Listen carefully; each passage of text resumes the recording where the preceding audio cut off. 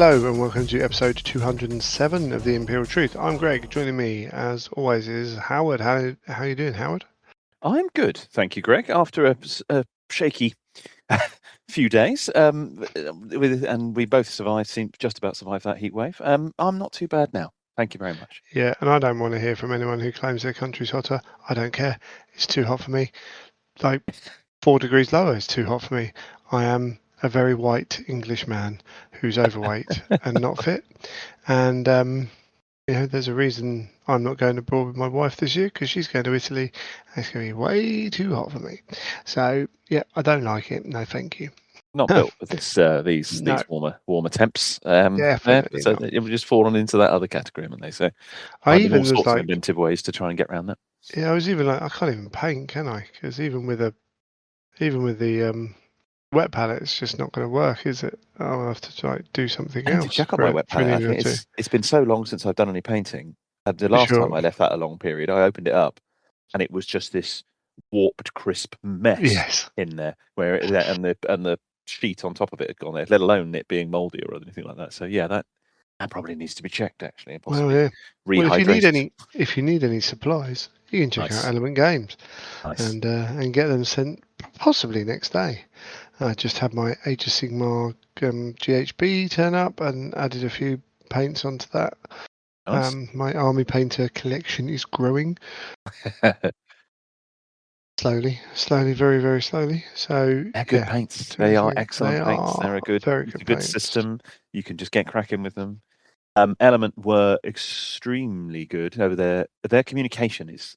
I mean, obviously we're saying this, but it's just got a lot better, isn't it? It's been really good. I ordered a package of stuff for a friend's birthday the other day, and I was able to jump on there. I was a bit concerned when the Maximus battle group wasn't available straight away. I thought, okay, that's been pretty busy, because I was hedging my bets a bit with that. So put the order in for the rest of the stuff, and then a few minutes later, it became available on Element. I was like, damn, right, okay, separate order. Of course, in the rush, as it is with the 10 o'clock on Saturday, typically, I hadn't thought to do it properly and do it and make sure that one order was over the £80 free delivery limit.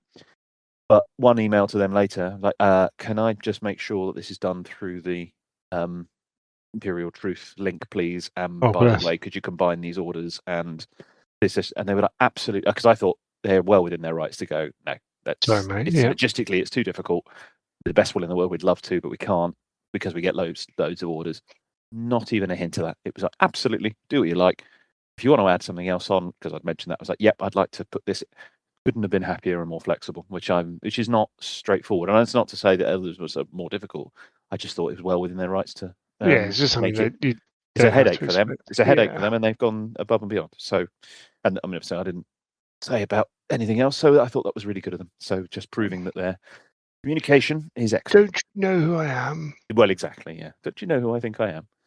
Exactly. That's the way to go. But quite apart from that, yeah, good service from them. I thought really good. Exactly. Yeah. There's lots of good people doing good things out there, and Element are certainly up there, spreading out, taking over the UK. Glasgow now as well, isn't it? Yeah, exactly. So they're doing pretty well. Good on them. So what have you been managing to hobby, or have you just been surviving? What have I done? Kids. Not a great deal, to be honest. Hobby-wise, I have been trying to sort of get back. I've done some terrain. I did play a game, because I picked up some knights the other day. Oh. Someone was selling some, and they happened to be a very good fit for some knights I already had. I've got a few House Veroni knights, which I picked up a long time ago from a friend of yours, Pete Reese, and these ones that were on sale would have segued into them very well. So I did that and managed to arrange. I contacted the guy and said, I'm keen on these. Attempted to convince him that they'd be going to a good home, and he was quite happy to do mostly a trade for them, which helped considerably at these more penny pinched times. So those have turned up, and I'm looking forward to using those. But the guy very kindly came up after we sort of struck up about a good chat. He came up and we played a game. hosted a game, and just getting him back into Titanicus because he had a game coming up, and he'd come all the way up from Southampton. So that was a fun evening. Nice. Getting to know someone else and got some toys out of it. So it's more getting stuff out of that I'd had hoarded for a long time and thought, well, this could just go because I'm not going to get to it, and it makes sense to exchange it for stuff that is painted and built. So there's that, and I have been preparing some turrets for some Sicarans. I prepared an Omega turret and an Arcus turret. Trying to do that. That's about it. So it's not exactly been vast amounts of hobby recently. I've been planning stuff more than doing that, and I'm desperately trying to sort stuff out. Frankly, stuff is still scattered around the house in different places, still in boxes from moves, and then I need to sort my life out over that kind of stuff. And You I'm do really way keen more to than do I it. do still. I might play more, but you. I mean, you've got a regular game shouldn't- going on, so I mean, you're doing pretty well with that, I'd say. Well, yeah, slightly less of it is painted than I would wish, but yeah, we struggle on. It's hard, isn't it? It is hard. It is. It is. Especially with kids I was and stuff discussing in that with my wife. Yeah, I was discussing that with my wife this evening, saying that I'm sort of not even carving out the time to this and I'm not really prepared to accept that that it's anything else. I'm saying no, this is I'm going to make sure we do this because I don't want to give in. We're in the trenches, as people refer to it at the moment, and until our youngest is, I think, probably about 2, this sense of anytime he's awake, he's probably trying to injure himself, and you feel like you're constantly on alert. There's no way around that. Really, that's what we signed up for. So, not trying to not accept it. A friend's kid at cricket is in the stage of his as young as he's got 2. Is in the stage of his communication is to go at full volume, like the whole time, and it's like, oh, that's fun. And I put my arm around him and said, "So you having a third?" And he was like, "No." What are you thinking? Of course. Yeah, exactly. Yeah, don't miss that aspect of it for sure. But bless them, eh? Yeah, so it's challenging, and I can imagine we're not. And it's amazing the number of people you speak to who are in that stage of their life. I suppose that's the nature of the hobby being the age that it is. It's a frequently told story. I'm quite amazed by how quite a lot of people are able to do what they do, frankly. Yeah, the ability to get stuff done whilst the kids are awake. I've starting to get better at it. I always feel like I can't do anything. Yeah. Oh, can I go do this? And it's getting little bit better at. No, actually, just stuff it. He's all right. And particularly now with James, like if he's drawing, that's it. He's like drawing and making books and making treasure maps with some frog tape and loads of bits of paper. He is happy as Larry. I respect this. Good choice. Yeah. Or just watching some TV. We can just plonk him in something if we need to. Like he watched Labyrinth today for the first time.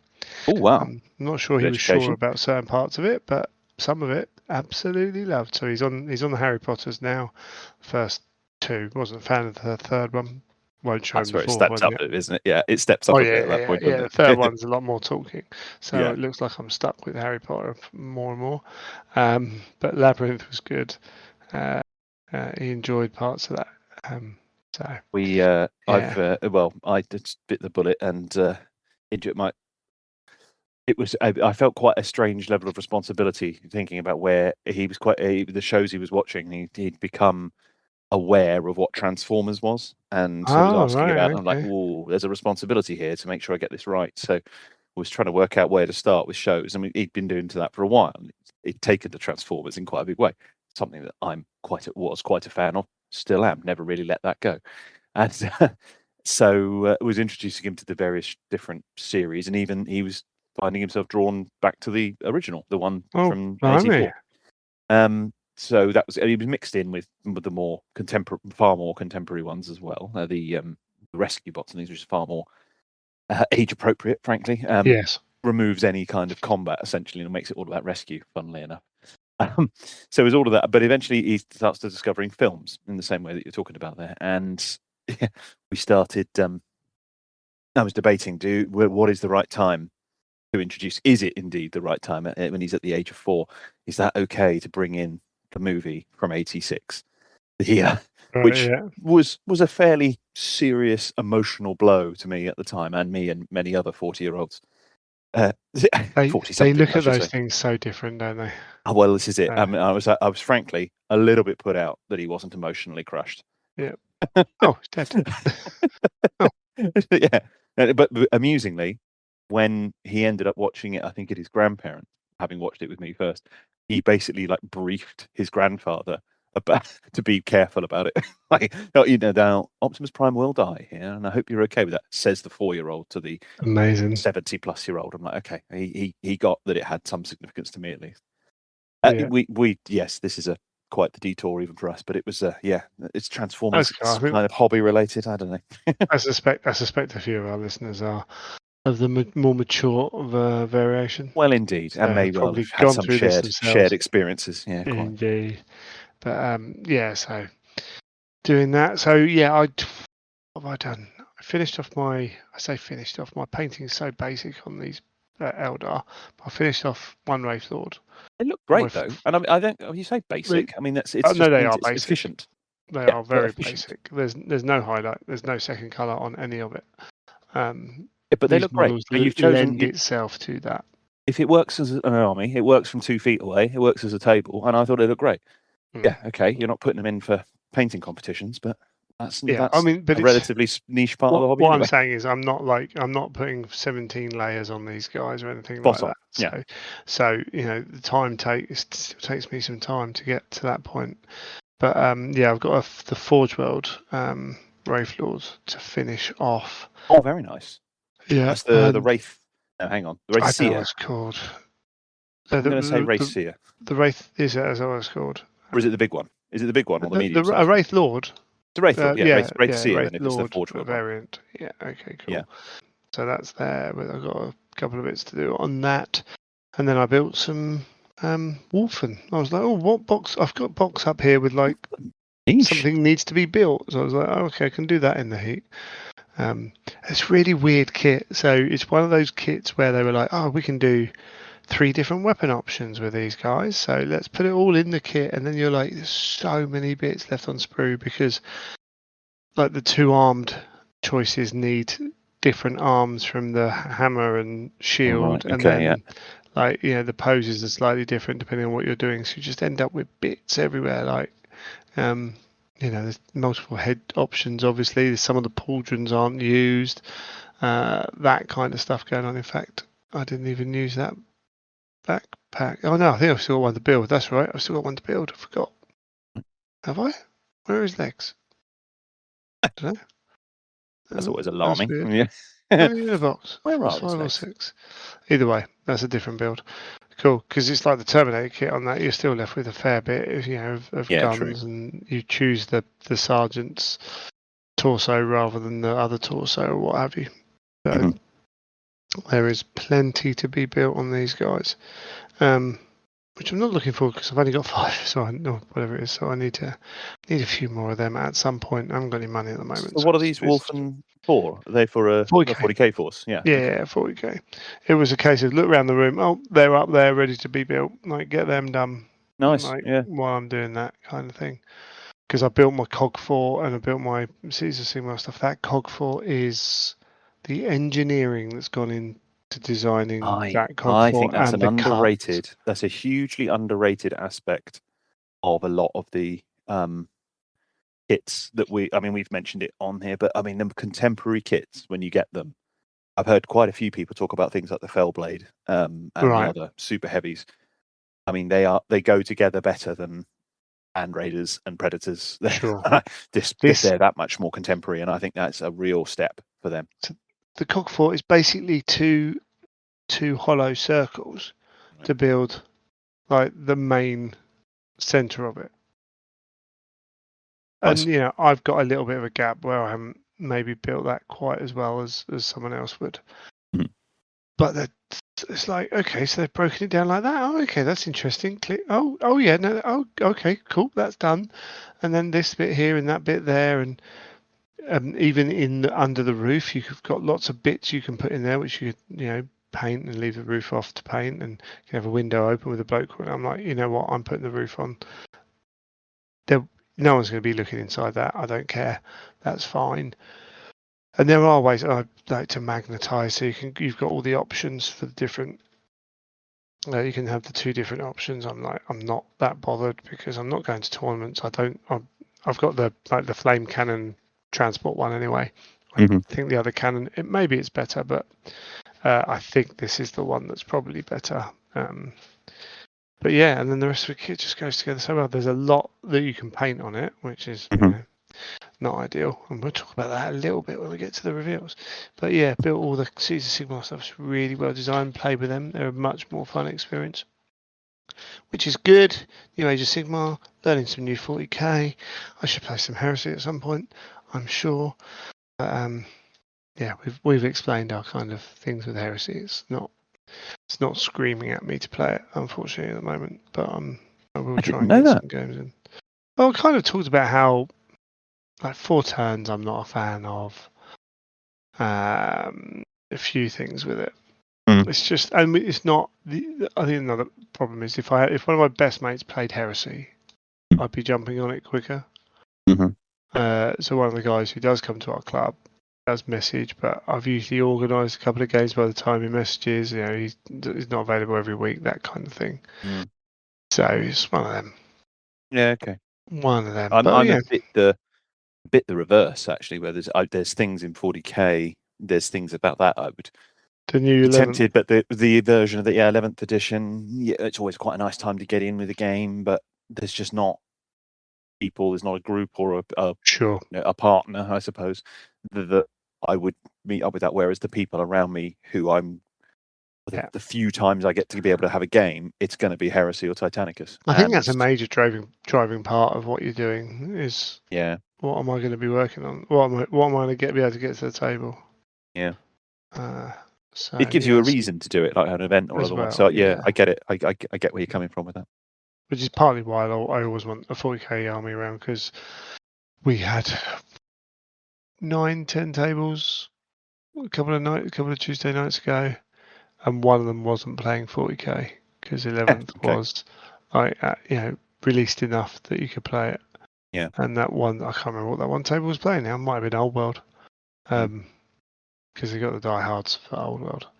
But yeah, anyway, so yeah, a little bit of hobby going on.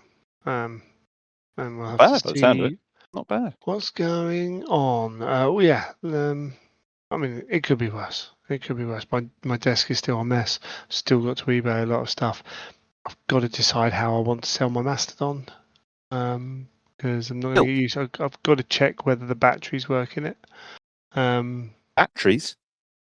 Yeah, the Mastodon I built was fully painted, based on a big wooden plinth kind of base, like small base. Yeah. With like it had the mud tracks, like the left in it and stuff like that, and it has LEDs on the front and on the top. One LED on the front and one LED on the top, and it's painted as red scorpions. It's done really well. And I'm like, this is more like a diorama display piece. Than it's not the base anymore.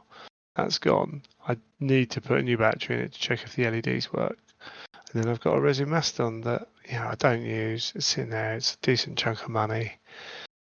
Time to move it on. So if anyone here wants to buy a Mastodon, hit me up. Maybe we can do a deal. Like I see him going on eBay. That's not just a Mastodon.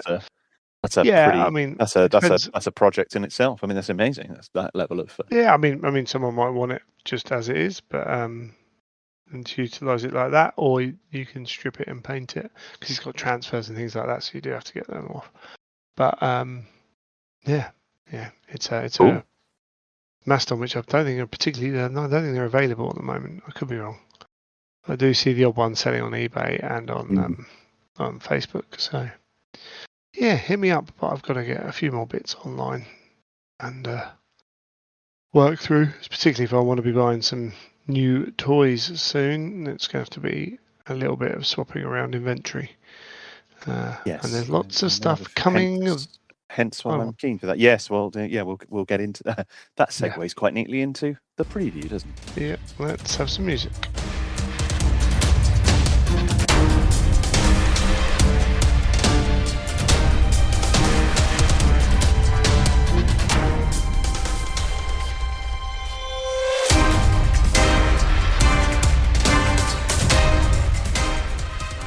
Right, let's see if we can find any news. Well, there is definitely some. The That's the for sure. big summer preview. So Mark IV's. Have you seen many people pick up the Mark IVs? That box. Oh, you got yours, obviously. They are a weird one because it kind of came out of nowhere. There wasn't any suggestion of rumors. Sometimes there's rumors that these things are coming. I didn't hear any rumors of that. I didn't hear anyone talking about it. And everyone's reaction seemed to be like, "Whoa, okay." And it was generally very positive. However, like you say, I didn't hear of a large number of people, and I haven't bothered to check in after the pre-orders took place to see if it sold out, because those boxes can sell out. Particularly, I know the Custodes one went like that. I don't know if that box has. I assumed it did, as I've already mentioned my purchase experience, but I think that was just a delayed going live on Element in that particular case by like a minute or two. So I don't know, frankly. I don't know if it's. I've seen a few reviews where people are saying, "Yeah, like it, they're fine," through to "It's the most faithful representation," and I'm really excited by them. So I'm not sure what the mix is there. I was really surprised to see them, and I really quite like them. I was initially going to be, well, I have no need for these. I've got plenty of infantry. I don't need it. And the more I looked at them, and particularly when the price was announced, I was like, oh, that's priced pretty keenly. And if you Yes. factor in the selling off of the Sakar and the Contemptors, As of then recording, that's pretty good. as of recording, there are 10 plus left on Element's website. Oh, that's really surprising. That's really It surprising. is, isn't it? I wonder if there's a few things that contribute to that. 11th coming out. I suspect. Veterans already. There are a lot of options for armor coming out already. What did we talk about? These kits? I don't think we did last time, did we? Which kits? This box? The Mark IV, yeah. I don't think so. I don't think it had been announced at that point. Because we get what we expect really. Like 5 poses, fairly standard. Mark IV, I quite like the infantry. I think they're quite cool. I like the kit. I think it's well done. The jump packs. I think that was a miss. I think that's Yeah. a swing and a miss. It feels like it's almost certainly an economy decision. Yeah, cost. It's time almost saving certainly a cost measure. decision. It's to say, well, we've only got so much. There's only so much on the time available on the production machines. Only so much design time available. Whatever, whichever the limiting factor is. They've chosen to make a cost saving to not design and manufacture an additional sprue. Okay, I get it, but I feel like that looks like a cost saving step. I'm trying to remember. So on the sprue, do those jump packs come as a separate jump pack? No, now, to be fair, I don't know for certain. No, because I haven't actually built the only assault squad, Mark 6 assault squad I've got. I purchased a built. So let's have a quick look on the. I will look while we speak. I will go and have a look on the. Because either way, you think, at the end of the day, you've got to have space for these jump packs. So you can have space for a single jump pack because it should take up, at the very worst, the same amount of space on the sprue. A 2-half jump pack kit. You could rotate a longer jump pack sideways and it would take up a similar sprue space.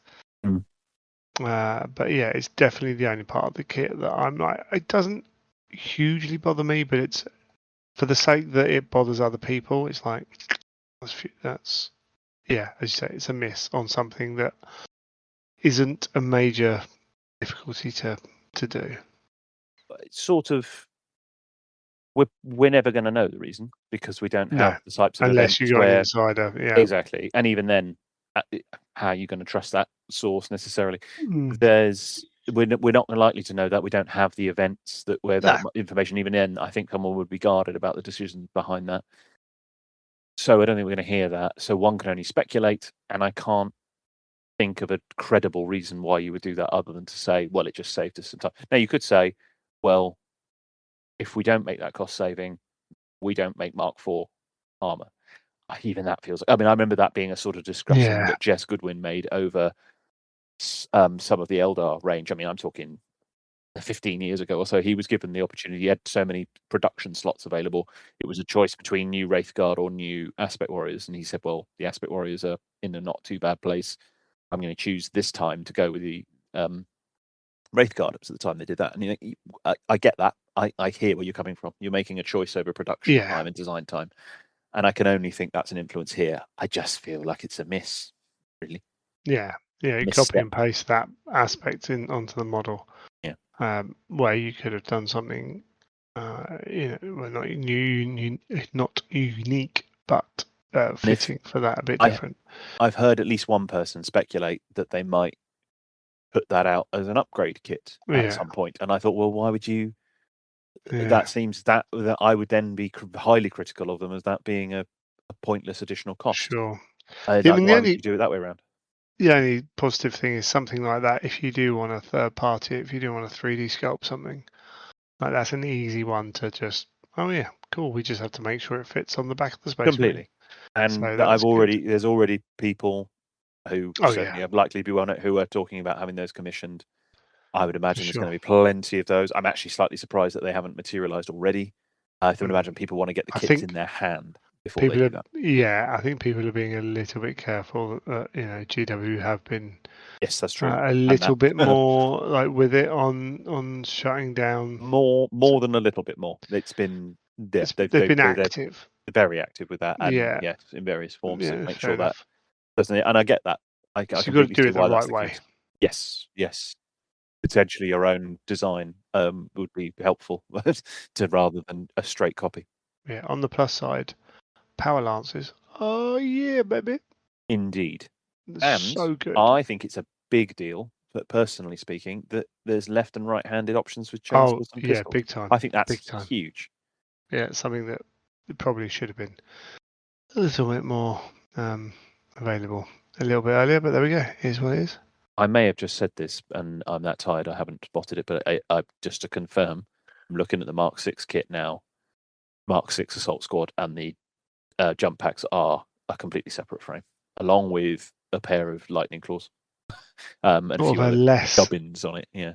In fact, there's even less reason for it to be an issue, unless I say there were, time was running out. I think it's that. I think it's a time. It's a time or resource decision that's done that. But I just think that's a shame. I think that would have been it would have had a much higher level of excitement had that been the classic Mark IV kit, particularly as that jump pack was quite favoured.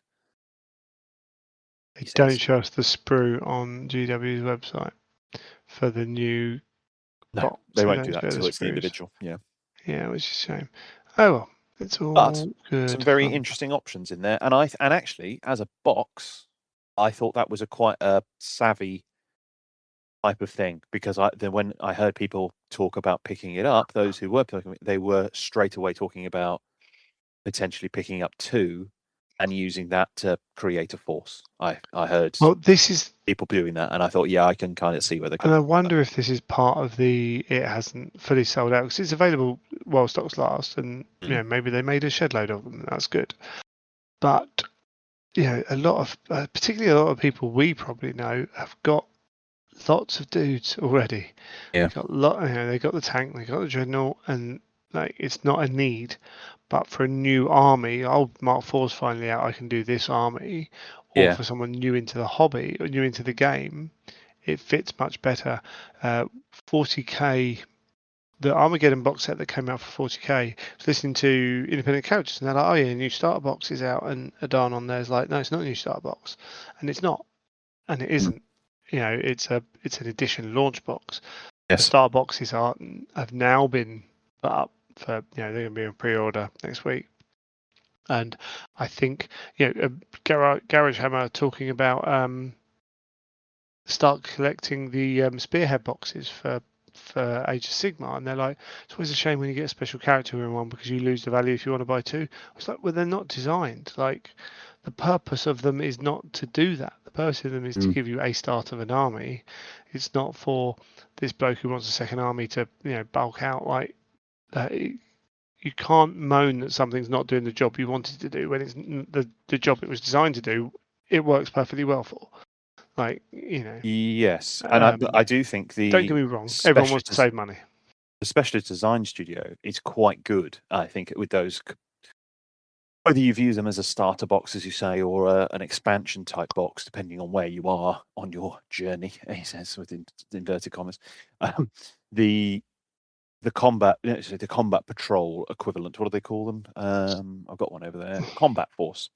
Those Yeah. combat force boxes, I think, are quite well thought through Yeah. because they work quite well. They've got units in them that are sufficiently ubiquitous that you might want a box, even if you've already got an army, or they are classic units that you want to start an army. So those are well chosen, and they're actually a very good price point. And I feel like the Battle Force boxes generally have followed that same principle, and I think this is particularly one of them. Sakaran and the Contemptor are pretty classic. Yes. Certainly the that's it, Contemptor right? probably more so. There's It's also like, quite a sneaky thing that people may or may not have noticed in there, is it apparently the Contemptor comes with both sets of weapon sprues, that's good. which the standalone one doesn't. So Sure. that even enhances the value even more. And I think it's quite a keenly priced box. And that's again like it's ideal for someone you want to get into the Heresy. Mm. Here you go. Here's a dreadnought with the options. Here's a tank, and here's a load of dudes. And your veterans are. It becomes less valuable for your veterans because they've got a million T dreadnoughts. Well, dreadnoughts are classic. Like dreadnoughts are there for a reason, and they might even have multiple Sicarans at this point. But again, it's like it's not designed for you in that respect. It's designed to start an army. It's not designed to expand an army per se. No. And that's fine. We then had a follow-up article, the mix and match your kits. They'd done another one of these like they did previously before, which I just think is a decent little article. It's like here I you go. agree with that. Here's what you can do. I heard one If person critiquing that, saying, "Surely that's obvious, and we can work that out." okay, Well, yeah, okay, but I feel that's a needlessly but no, negative way of it's interpreting it. obvious for you who've been in the heresy for 7 years. Or you who are particularly close to it, perhaps. And like, Yeah, there are who plenty of follow people I it. know who are fully interested in it, and yet still just don't have the bandwidth to go, yeah, I'm definitely going to be all over what kit does what. But more They don't care. importantly, oh, what's this 30k game you're playing? I've seen Yeah, you playing it. I'm interested in it. What should I get if I buy these guys? Go look at the article. We'll tell you yeah, what you can do. Like yeah. again, heresy players, possibly more than other games, get stuck in this. Well, we all know everything. It's like, well, Yeah, not everyone knows everything. Like there's a lot of assumed knowledge, yeah. and that attitude, unfortunately, it doesn't always get looked upon well by other people. Mm. Yeah, there's always new people coming into the game, and having something like this, which you can point new people to, it means they're not they don't feel stupid asking the questions. B, they know where they can find information, so they're more willing to look it up. Because if Mm. something's hard to do, every barrier you put in the way is a chance for that person to just nope out of it and go, "There's a million other games I could play." Yeah. So reducing those barriers is never a bad thing. And I think And that's guess what? been quite a conscious decision, hasn't it? By the people Yeah. putting Oh it yeah. together, obviously. Guess what? It means nothing for you. Well, you don't have to look at it. You've seen it, Yeah. and Yeah. you can forget about it. Or if you're a little bit more conscientious, you can remember they've done it. And when someone comes up to you and says, "Oh, I've been thinking about starting a jump pack force like, Blood Angels," oh, bad idea or whatever. But whatever it is, oh, can I mix armors? Will I have enough models to do this? If I buy these heavy weapons, will they work with this? There you go, mate. Yeah. Basically, yes. Here's the official answer, which is cool. But apart from that, the only news we really have is the big summer preview. We had two more. How many articles have we had about the black books? We must be getting to a close on that soon. Oh no, I think they've got a long way to go because it's actually relatively clipped what they put in there. I think you get I three. can't remember I how think you get many. well more than 3 articles per book. Right. So I So think you've got 30 a long articles. old way to go Best part before. of the year, end of the year. Yeah, Maybe. I think that's just going to keep Okay. rolling. And now that's not to say that they won't, put other things. Oh, It's not to yeah. say, well, we won't have a Heresy Thursday, he says in inverted commas, Oh, yeah. ever again. I think they could intersperse it with that, and they could go out even longer. But I think they've got quite the mine there before they run out of that. But it's cool. I Sure, still think that's good. great that they're doing that. That they're Yeah, not putting that behind. It was so easy to put that behind Warhammer Plus. I'm slightly amazed they didn't do it. That they didn't put that in the vault, whatever it's called. sure. Yeah, that is an interesting one. But it's good for the game that they don't, I think. Oh goodness, yes. Yes. Okay. So let's start the big summer preview with the Heresy stuff, and then if people aren't interested, they could skip the rest of it. So I was quite surprised that this kind of went ahead in the way that it did. It was way in bigger than I what thought it was going to be. respect? What, Bigger. the Heresy news No, or the the whole summer preview. preview? The whole preview covering as many game systems as it did. I think this replaces the Game set. Nova preview. Oh, Nova, right? Because they didn't do the Nova preview last year, did they? So I'm wondering if this replaces the Nova preview. Right. Is that right, Nova? I think that's right. This seems to be we've talked before about there seem to be 4 or 5 previews a year now rather than the 10 that they used to do. So again, we get a preview, we get the value from that preview, which I think is much the better way of doing it. I agree with that. Yeah, rather than people going, "Oh, it's a big preview." Particularly, I got one model. They couldn't really stop themselves bigging them up whenever they happened, even when they were spread out. It's like, "Oh, you must be part of this. It's going to be enormous." Yeah, but there's ways of calibrating it, isn't there? And that makes more sense when there's fewer of them and they are actually genuinely bigger. Absolutely. So we got a Custodes support battle group, a Telemon in plastic, obviously. Very cool. Very cool. 4 jet bikes, Falcon jet bikes, and the Palace Gravitac, the little itty bitty Palace Gravitac. I am super looking forward to this box. Why does that Palace Gravitac always appear to be super cute? I don't quite understand why. Probably because it's Diddy. It's sort of Diddy, and it's a sort of Diddy version. It's as if it looks like the son of the bigger versions. Yeah, exactly. Yeah, it is a very shrunk version. Hence, anything that's a smaller version of something else is going to look cute. Because it's exactly the same. Also, I think the body of it looks small in comparison to the engines, which I think helps that more so than the other two. It's still got quite a decent engine hover thing going on, and then just little man in there, which is awesome. So, I think these are quite exciting. They're cool. Set actually in terms of the models that are there. I'm slightly surprised there's 4 jet bikes in there. I thought there'd be 2 per sprue. We speculated, yeah, true. We speculated that they would do. It was going to be a multiple of 2 in the box, and that was just based on the unit entry. But to see the bikes and the Telemon, the Palace looks entirely faithful to the resin one. The Falcon, the jet bikes, and the Telemon are faithful. Plus, yeah. And I sort of think that's quite interesting that they've done it that way. The and I'm quite excited turges on the Telemon are amazing. Yeah, I agree. I don't know how well mine's going to look, but yeah, no, it's a quality piece of kit. And the Grifalcon are they a little bit shorter than the resin ones? They are, aren't they? They look it, but I don't think they are. I suspect not. they're the same. But what they have done, and I've jumped straight on this because they looked different to me. They are different in the helmet is different. The helmet is closer to the 40k bike versions. And the new helmets they got for the thing, they changed the helmets slightly on the Custodes anyway, haven't they? Yes, but the helmets on the Custodes were on the foot Custodian, the infantry were taller. I think they were less squat. Whereas these are slightly shorter.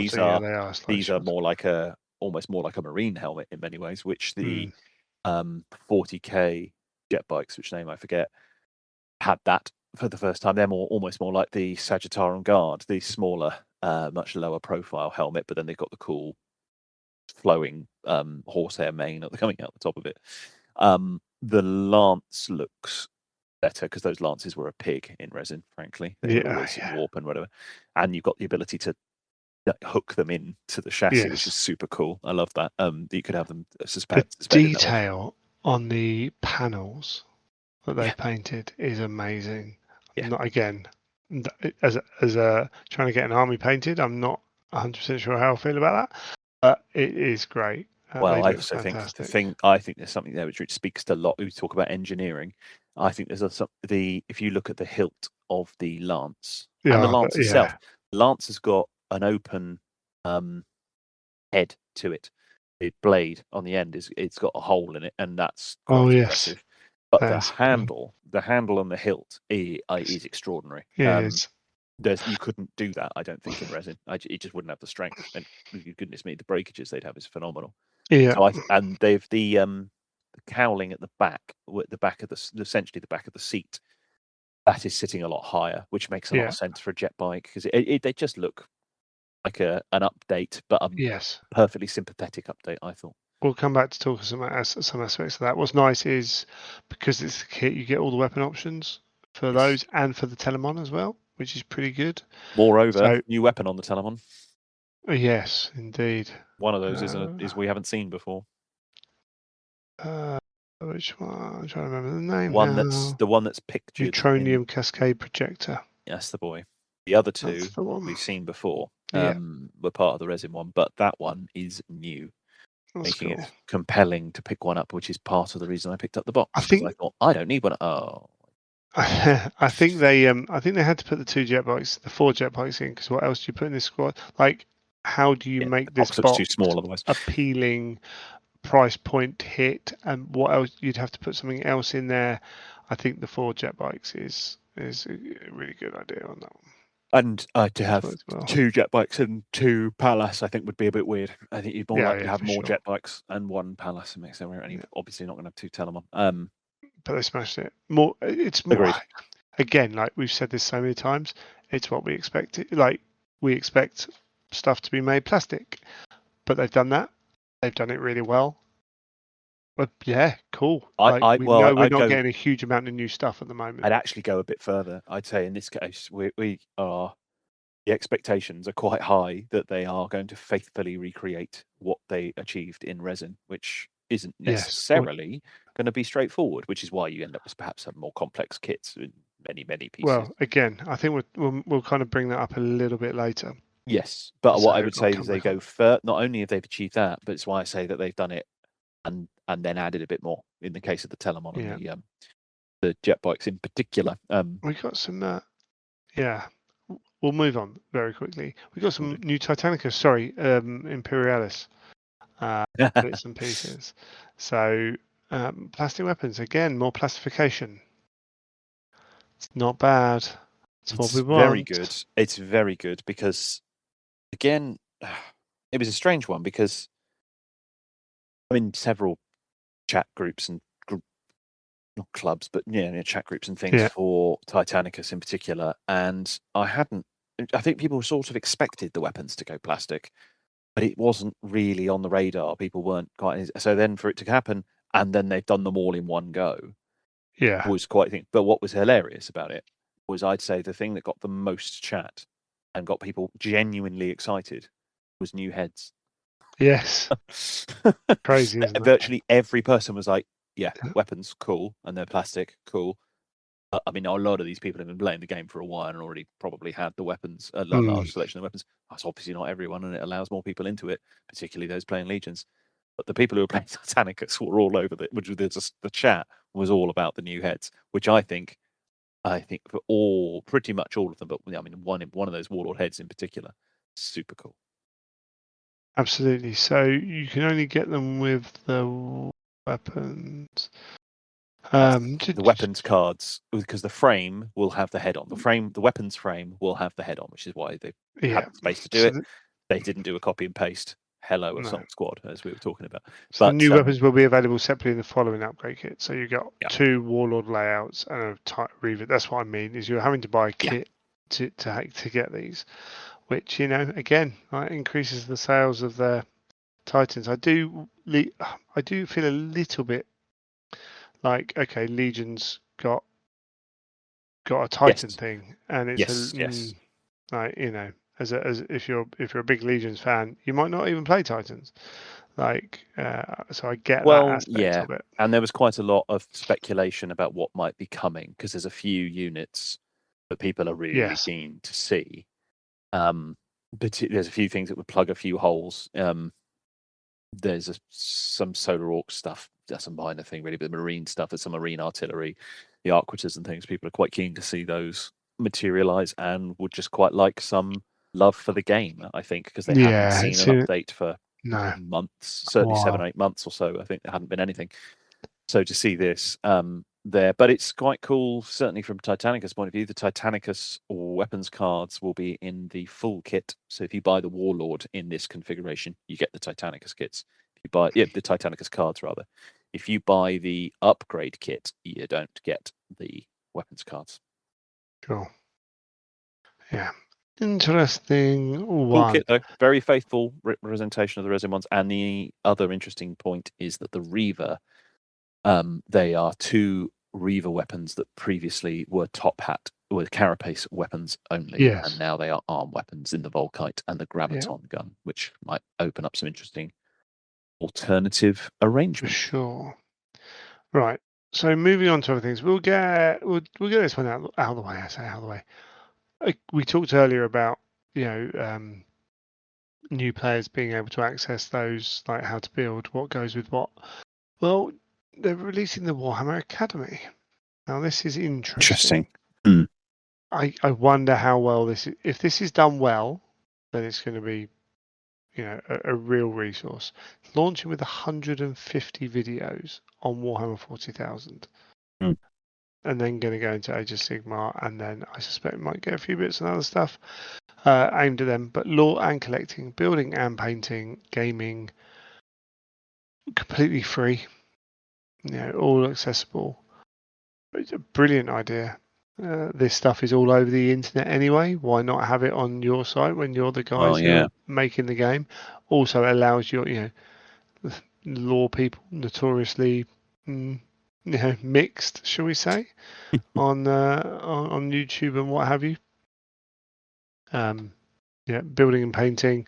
I mean, it sort of makes sense, doesn't it, as well? Because Yes. they're part of their, and they're not alone in this, of course. There are lots of parallels one can make in different industries, but they are obviously keen to sell a complete ecosystem, Yeah. beginning to Yeah. end. And there are plenty of people who will bemoan that and say, I want choice. Well, yeah, you have that, but then there's equally quite a lot of people who go, I don't want to have to think about this or do any research. I just want to lock in to a particular ecosystem and run with it. And this kind of feeds into that. I'm amazed again that this is all free and that this is not I think behind this the has to Warhammer be Plus free. thing, but I think it's the right choice. I agree with Yeah, you. I think if you'd put this somewhere else, you just wouldn't get used.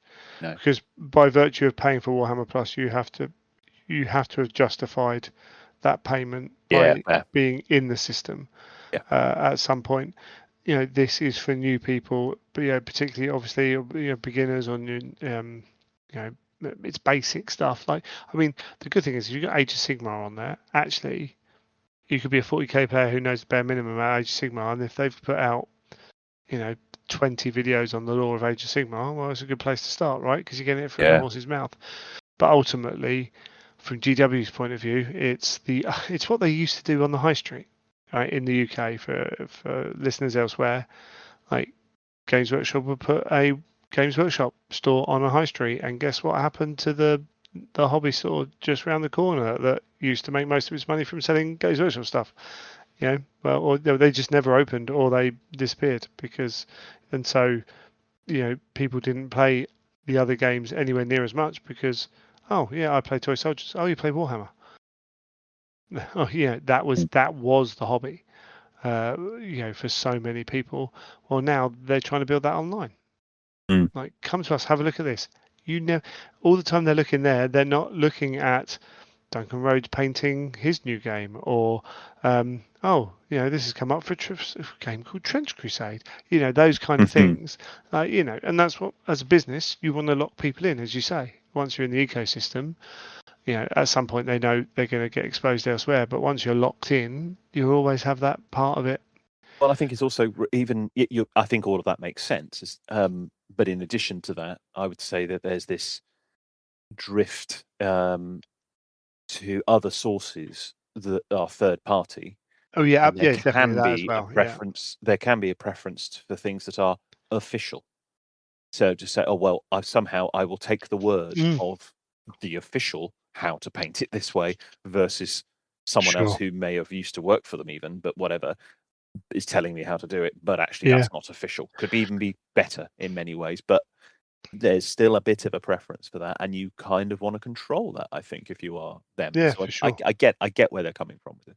It does all, and that's the thing, right? It never just does one thing.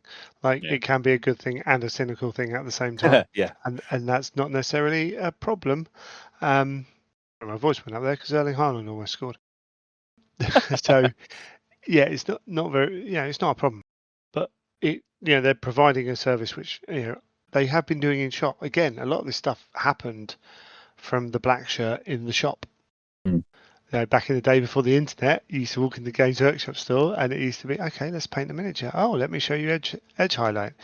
Let me show you, oh, you can handle that. Dry brushing, okay. Oh, you're advanced. Maybe we can show you some blending. That kind of thing. Oh, yeah. And, oh, I've heard about these, Space Marines who Oh, yeah, that'll be this chapter and da-da-da-da. So, that stuff happened in store. Yeah. And now we're not in stores anywhere near as much. Which, given that So, high streets are going the way that they are, and indeed they've shifted their own stores to be a different kind of model, yeah. no pun intended, and then this obviously reaches out to people. My own experiences growing up, I had to travel 30 minutes, 45 Yeah. minutes, whatever, to get to a Same. GW store. We would only go infrequently, once a month maybe, to the town that had the closest GW store. It was a great experience when I was there. I could lose hours in them. All in Bournemouth, great. But this is accessible 24 hours to everyone. Yeah. Kind of no-brainer, obviously. I mean, I'm And just making a also case for for the parents as internet. well. They Yeah, know what their kids well are said. looking at. A good point. Really good point. You know, if you turn around and go, oh yeah, oh my kid wants to learn about Warhammer, brilliant. We'll start them off on YouTube with this nice Yeah. looking person who does a very professional job. 3 kicks later, and they're on Arch. I Because mean, there's a potential you're for not that. wrong. Yeah. You're not wrong. I mean, So we are. Yeah, I that's only a just thought of genuine that. thing we're thinking through.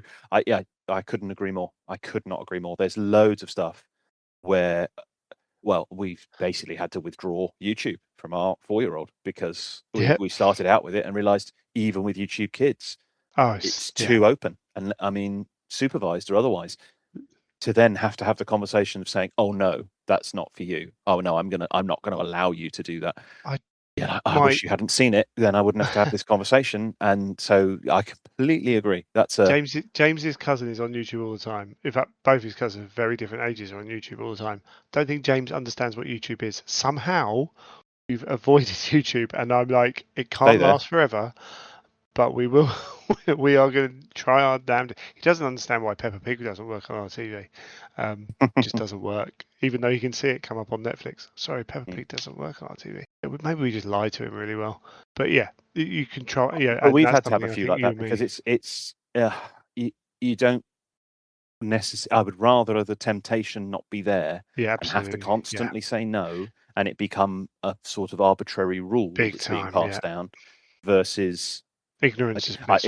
it's starting to annoy me that I can't curate what he sees on things like even Amazon Prime or otherwise, Yeah, because you're oh yeah. scrolling through to find the show that you want, And the and he worst thing sees is, 10. It happened today. We were trying to watch a film on, I think it was Netflix. He sees some no-name thing that's some cheap, pretty grim animation. I'm like, no, I want to go to something I know, have already perhaps checked out, yeah, so that we're avoiding 50 different awkward situations. I yeah. completely agree, and that's something that wouldn't have occurred to me. Hence why I'm reacting quite strongly, That because it you're only completely came right. up to me as we were thinking about it. Yeah, yeah, But yeah. it's always been a thing. Like, Mm, and we've again, sometimes it needs someone official, like what's his name, who went on Paint and Phase, ex GW designer, product designer. You know, when you're talking about kids, you're often not selling to the kids. You're selling to the parent. The kid wants everything. mm, Like, mm. so you're selling to the parent on. I remember having conversations with parents whilst their kids are choosing what they want when I worked in the shop, and you're like, well, actually, you know, doctors. There's been certain people where doctors have said you should get them a hobby like Warhammer, for Mm. ADHD style things. I don't know specific, can't remember specifics, but it's like, well, to sit down to get engrossed in something creative, like, people have seen in certain kids, like their behavior levels improve, their concentration improve, their anxiety reduce while they're doing these things. We've all seen that in people we know playing the hobby as adults. You can all pick out someone. So yeah, I think it's a very good idea. Agreed. In ways that I hadn't appreciated Yeah. time until this conversation. Sometimes we don't plan this podcast that well, but Come on now. It's The fresh. slander It's is live. fresh. Yeah. So there wasn't much more for us in the preview, but there were some interesting aspects apart from just exodites. I'm going to say exodites are heresy adjacent. Yeah, and it can be at the same time. They feature in an official heresy book. There we go. So Indeed. an early heresy book, no less. Yeah, so and they're much more interesting than the protagonist. Yes. So yeah, they're cool. And again, well, actually, it does kind of play in. I want to just have a little look. So we've got. Let's have a look at this. Obviously, we've got some awesome orcs for 40k. Brilliant, excellent. We got plastification in continuing with Blood Bowl. So 3 big guys. Yes. Coming to Blood Bowl, full plastic. Morg, a Rat Ogre, and a Minotaur. Now, the Khemri team and the Bretonnian team didn't get any star players, and their tradition has been release a team, release 3-star players. And it didn't happen with those guys. And I was like, I wonder why this is. And I believe with no any other knowledge, I believe that's because they've been saving it for the plastics. They're like, we're not making the resins because all the star players are resin. Yeah. So we got that. We've got a complete. We got a Necromunda redo, which is interesting. That surprised me. I'd heard rumor that was coming, but still weirdly, it still slightly surprised me and left me slightly fatigued.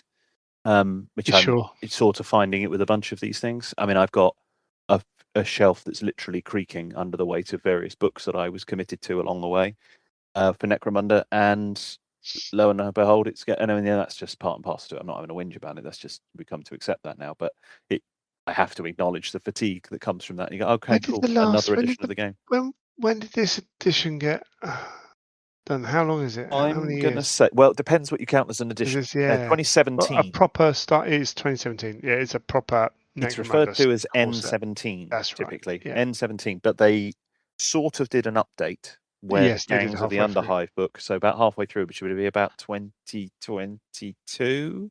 And I think this has come about because of all that, because of the amount of books, because of the refresh. Yeah. Like they're like, hold on, how do you get started in Necromunda? What do you buy? Well, you buy these 15 different books. For a long time, yeah. Exactly. You need the table from this book, but you can also borrow from this book. Yeah, that's been a massive problem. So I think that's a key part of that. So we look at that. Then what else do we have that I wanted to talk about? So Chaos for Old World, because there was some discussion going on in our group where someone was like, "Oh, they've Age of Sigmar'd up Chaos," and I'm like, "No, I think they've done completely the opposite. Like this looks like that was someone's point of view was that they look core set. Yeah, right. Okay. Was like the big dragon particularly. Was like, it's Age of Sigmar, it's big, and I'm like, it doesn't feel like Age of Sigmar at all. And when you go back to the knights, they feel. I mean, this is someone who wasn't in the hobby back then. Like, these feel like 5th edition knights. They're Chaos Knights and infantry.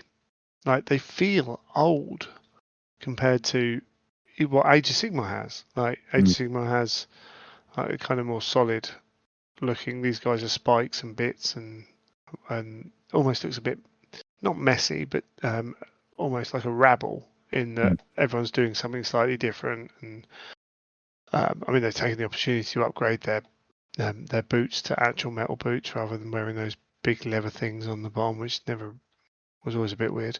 The knights, there's a lot going on those knights. They feel like those old kits.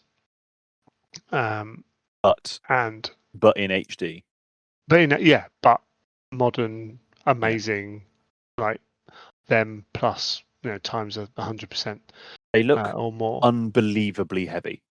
Oh yeah, They look yeah, exactly. so broad. I mean, it looks almost more like an ox. I mean, I'm just looking at some of the preview images of these things.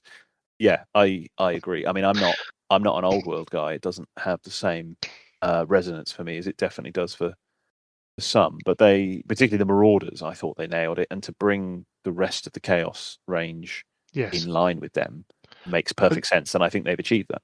and the dragon feels like a mix between Galrak and some other bits, but there's no like the pose doesn't fit Age of Sigmar really. The wings, yeah, it just doesn't. That doesn't feel like an Age of Sigmar model at all to me. It feels I like think the an only old world thing model. you could say from that is just simply the scale of the model, The as in scale, the exactly. physical Yeah, size of the thing. It's the only yeah. potential reference to that, and that I As don't think it is being over the top. stylistically irrelevant. Where realistically, that's because all Warhammer dragons have been far too small. Yes. At Yes. the end of the day, all Warhammer dragons have been far too small. Or So rather, why wouldn't you want a massive one? I mean, yeah, certain transport issues aside, it yeah. looks incredible. So why wouldn't you go into that?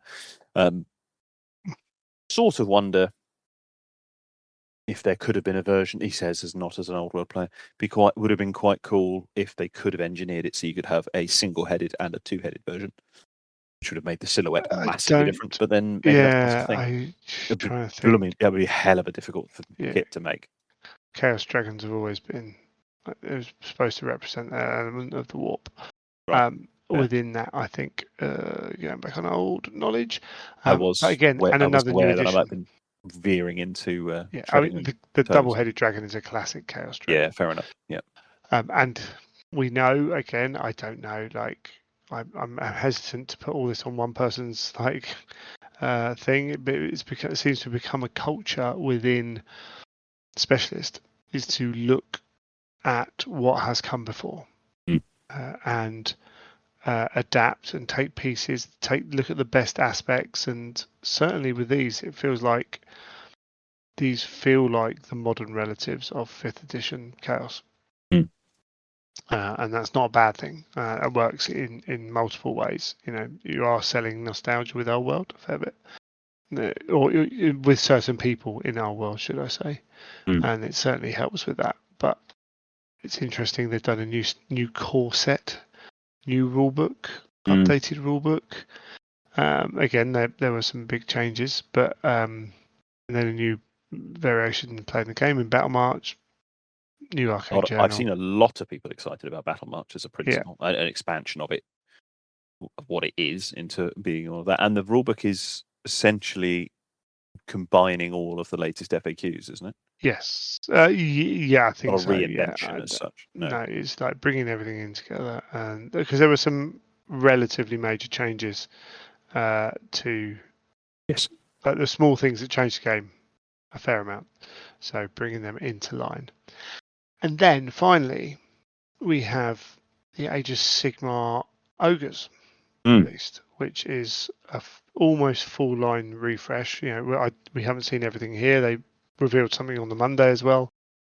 They're saying they're keeping like the Thunder Tusks, and that's about it of the old kits. But I was looking at these, going, "Oh, they're really good. They're really cool. They're really cool." And in the back of my head, I was like, "There's something different about these. Like, there's something different." And it wasn't until I was watching the Cult and Paint video from Friday, and Henry was talking about it. They have one of the best faces of a beast ever, as well. The smiling, what do you call it? What they call Maul Beast. Mm. But he highlighted one of the Iron Guts, one of the pictures of an Iron Gut running forwards with his sword like held behind him or to his side and behind him, and then one of the Maul Beast cavalry. It wasn't until he pointed out there is nothing, there are no bits. So I don't know if you've got the picture up online. I'm looking at now. Yeah. Right. So if you scroll down to the Iron Guts and pick the one with the sword, Mm-hmm. he has boots, he has trousers, he has a gut plate, he has armor on his arms, and leather straps on his arms, shoulder plate, helmet, big sword. He has one bag and maybe one dangling thing. And if you scroll through all the images, like there are bits, but they're not.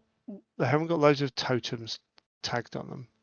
If you go down to the Morbius cavalry, I think it's even more stark. They haven't got loads of totems. They haven't got loads of extra weapons. They don't don't make jewelry for themselves. So they got no rings on, nothing like that. Haven't even got many skulls hanging around. Like they eat everything, so why would they? Kind of thing. They are really not in a bad way plain. Like the skin on the They're ogres is stripped back, really aren't well they? done. They are so. Compare that to a lot of the releases we had like 3, 4, 5 years ago that were coming. We've heard the complaint so many times. There's just so much detail, so much detail. Even That's a really like interesting point. even the Cities of Sigmar, right? Which I think there are ways of painting that detail. But you compare them to the Slanesh line, where it's just bits, like some of the demon stuff. These guys, those Morbius cavalry particularly, are just almost basic construction, and it's not a bad thing. It doesn't. It feels a little bit and it wasn't until Henry pointed this out I was like, oh, it's clicked. That's what it is. They're Particularly straightforward if you models. compare that with things like that launched the edition. Oh, what are they called? The Cruel Boys. Cruel Yes, Boys models are exactly. absolutely I covered. wanted Crawl Boys, and I got them, and I thought I don't want to paint these. It's too Which is interesting because many I would bits. say a similar parallel, a power armored parallel, because Space Marines, Death Guard. When Death Guard were put out as this kind of opposite to Primaris coming in, it made painting them that almost insane level of detail. Made painting them actually to a degree almost easier because you could just flood them with things like washes and oils Yes, or whatever you chose. And that was kind of what they were about. I'm looking that's at the right these. kind of detail, though, where Fair it's point. easy to Fair flood it with point. that, and you don't have to paint those individual bits. You can wash it, or you can do True. whatever. And that is a particular line, of course, that lends itself to that grungy, because obviously it does. Whereas some things, the Slaneshi ones being an interesting alternative, where actually if you make that messy, that's not necessarily, unless you go a particular route, it's not what you're necessarily trying to Yeah, achieve. I'm looking at the paint job on these. I hadn't studied these it's because it brilliant. doesn't hugely. The paint job on those Morbius cavalry, the It's faces phenomenal, of those are phenomenal. so high end. That's Golden Demon style as well. Like I would agree with that. The Golden Demon is not even heavy metal style. I'd say it's starting. Not that that's necessarily a thing, if but yeah, it feels like it's got a different independent feel to it. painters You're at Golden absolutely Demon. yes. Yeah, completely And agree. it is slightly different. And when you look at like, I'm just looking back at the basic balls unit, like they're painting like there's a the bottom of one of the guy blowing the horn looks like he's got a 5 o'clock shadow almost. And again, not much bits on. Even if you go back to the two characters they put here, the two tyrants, you've got the snowy tundra one and then the basic one. There's no extraneous bits. There's an extra weapon. There's like, oh yeah, the hunter dude's got a fur coat. Of course he will have. He's got the jaws on his back. Of course he will have. That's fine. It's character. He's got something around his neck. But nothing is over the top on these guys to the point where I like ogres. I sold all my old ogres because it didn't feel like they fitted into Age of Sigmar quite right. And now I'm like, oh shoot, these guys the faces are amazing, which again they pointed out on that show, bigger face, easier to do the detail well, appears to be a thing. That guy with the sword running is phenomenal. The Morbius cavalry are amazing, even and the hunters ones. Again, the hunters, there's a little bit more on them, but it's not a lot.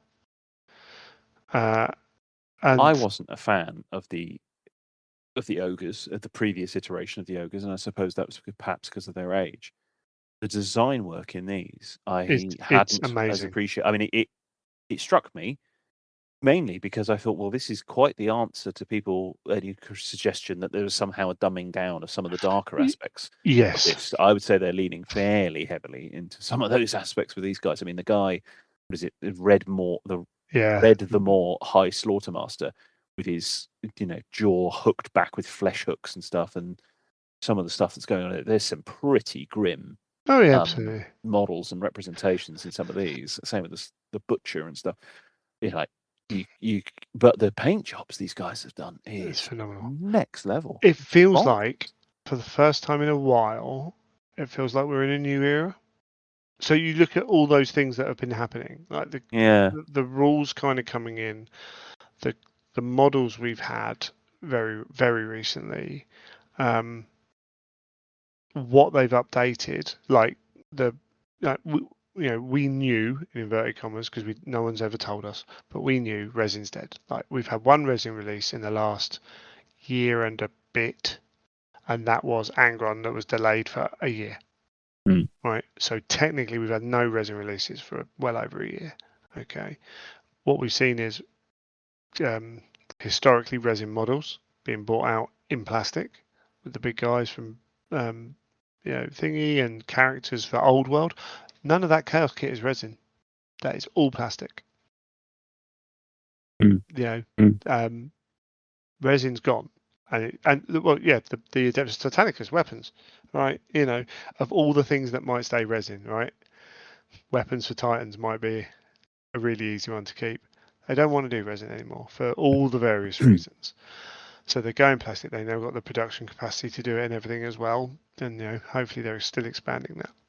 Then you add in the designs of these ogres, and in fact some of the other stuff we've looked at as well. The Custodes, like absolute stellar work, where it feels like every time they redo something, they are not that they weren't doing their research before, not that they weren't being careful or what have you. It seems like particularly Specialist Design Studio it's really digging deep with everything they've got to look at what came before, what can we do, how can we do this, how can we bring in stuff that we've already got that feels right for the armies. And then you add on to that. I think that's bang on for Specialist Design. I agree with that, over the ranges they're looking after with Old World and Heresy. I would argue there's similar levels of attainment, success are being found with Age of Sigmar, but from a very different direction. Yes, where that's fair. They are mining the new, and but they are, that's really interesting. Rather than with nods to things that have gone before, but they've got the freedom because of what Age of Sigmar is to do new stuff. Someone was suggesting that Age of Sigmar wasn't supposed to last that very long. I don't know how. Talk about pinch of salt. What do you mean, as a rumor, as a game? Or as an original intent? Yeah, like we'll bring out Age of Sigmar. We'll eventually return to doing like more classic fantasy, but who knows? Well, but for you're right. They've lent into it, and they're achieving. Because the number of people you hear, regardless of whether they play the game or not, go, "Well, that's another Age of Sigmar model that smashed it." Exactly. It looks incredible. You think every little ranges, even the demon, even the Chaos Dwarf stuff they did, and there's now this. It's like, it's hit with these guys. And on top of that, you look at there's a Chaos Army for the Old World, and there's a Chaos Army for Age of Sigmar, which are both fantastic. Both feel either Age of Sigmar or Old World. Like you can tell which one's which just by looking at the models. Two lines that do exactly the same thing almost for two different armies is absolutely fantastic. And 40k is a different beast in terms of Space Marines particularly, but they're still echoing back. So you've got all that. You've got a painting style which appears to be changing slightly, adapting or just being more varied. And then has the technology of plastic molding, plastic design improved? I think it has. I think you look over the last year and what GW have put out, and you think, my God. I think that's undeniable. I mean, there's evidence. I think it's something we don't think about. No, and I think when you're a certain level of closeness to the hobby, do you realise that our GW, their mission statement, which we've said many times before, that they're aiming to be the best in the world at the thing that they do. Are they the best in the world at the miniature production? I wouldn't say that's true. I think the popularity of the Gunpla, Gundam stuff, when you see what they're doing with those kits, I would argue that technology is ahead. However, this has got an incredible, obviously Warhammer in general has got an incredible reach, and it's a different type of hobby. And they are slightly different things as well. Agreed. Gunpla are doing things that GW don't do, and the precision with what they're doing, appears to be amazing and what have you. But they're also not necessarily making the same style of kit. Indeed, yeah. They've got many more straight edges different target market as well. Yeah. So all those different things. And there's a reason why that is the case. But in terms of pure, we make the best kits. I forget what the in terms of exact miniature strapline gaming, in terms of this kind of miniature gaming, like, don't get me wrong, there's some brilliant plastic kits out there, but the quantity of brilliant plastic kits that are coming out for GW is phenomenal. And I think when these came out, when I sat back and looked at this all, can you tell me the Heresy models have ever been any better than what they're putting out now? Now you can argue that they've lost an element of flavour. Fair enough, I get that with Heresy, but you look at Age of Sigmar. You're right. Like, people agree. Like, if you're going to look for a new model just for a painting thing, probably going to look at Age of Sigmar first. Kill Team's doing some brilliant things as well with their 40k stuff. Absolutely. But across this whole line, like across the whole company, they are absolutely smashing it. Yeah. I haven't got money to start an ogre army. I absolutely have not. I've got many more important things to do, especially if we do end up buying a house one day. But the ogres are calling to me, and it's like, I think I know there's a lot of skin, but they put details on the skin. I think I could paint them in a way that doesn't look too bad, and they don't have all the bits that slow me down, except for the stitching on the clothing. But that is what it is. Well, we're even in an era. I mean, we talk about technology moving on. We're in an era where paint technology has moved on, so that it makes even some of those simple moves relatively straightforward. You can paint skin relatively. I mean, the introduction of contrast, let alone things like that. I mean, you don't not necessarily the way it was originally. That is an army. But... Yeah, you're right. So Lizardmen is an army. Oh my god! Almost built for contrast, but they still have a lot of stuff going on. Those ogres are an army where you can paint a large section of something that has texture detail but isn't different detail, so you don't have to you're not constantly going over the same thing with different colors hoping you don't make a mistake. I think the ogres I like them when they're revealed. Every time I've gone back, I've liked something new or something more about them. I think they are one of the most stunning releases GW have done recently because of those differences. You could get a sort of flesh tone primer, essentially, or base spray, do the whole army, and then just block in the metallics. The colours, Then do a contrast over the skin. One pass contrast over the metallics and skin, and a one coat over the metallics. And pick your metallics and skin right. You could do the same contrast. You could see the same coat. I mean, you actually could. Yeah, if you choose your colours correctly. Yeah. And you've got then 3/4 of the models done. Yeah. Wow. Over a relatively small model count army as well. Yeah. Amazing. Or you could go the other route and do what they've done with the Morbius cavalry and paint it to the level where you could be contending in Golden Demon. Well, this is it, right? That's a hard range to cover, isn't it? Yeah, but is this not also what people have been calling for? Again, take our little man with the sword. You've got maybe not him. He's got there's texture all over it actually, but his back is going to be exposed, right? We can't see any of these backs, but these guys are going to have bare backs on a lot of these, right?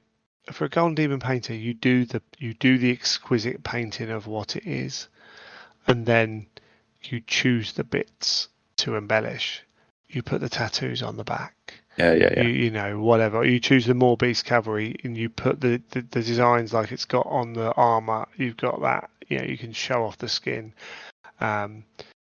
You've got elements of that which you can paint up, and you can go to town on the weapons if you want to do non-metallics and all that jazz. And then you've got the butchers down the bottom, where again, you've got room to play with. They're amazing. They are truly amazing. I think. Whether I think maybe I thought there were a few more details because everything is textured. Like all the metal is not flat; it's beaten, which it would be. So it's not quite the same as painting a soldier or a space marine. It's not quite the same as that because they're not the flat surfaces.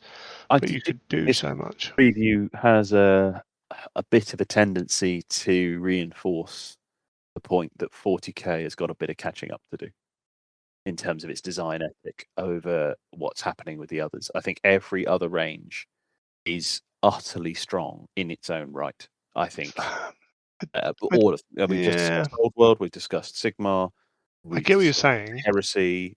I just think 40k. I mean, I'm looking even there. I was excited about the Exodites. I built my own Exodites, sort of with someone else out of metal cold ones. Sure, yeah. Metal something, metal wood elves. I think they were an Eldar at the time, back in 2nd edition, because they were in that black codex in the back. Have loved Exodites. Have wanted to see them for forever, and here they are. I was super excited to see these in that set, and I'm looking at the sort of shots of the combatants they're going to have in that box, and there's those orcs, these snaggers, whatever they're called, running around on those big squig things. Yeah, it looks like a cartoon. It's just not got the same energy that these other things have. Now, there's been plenty of models that are a hit completely.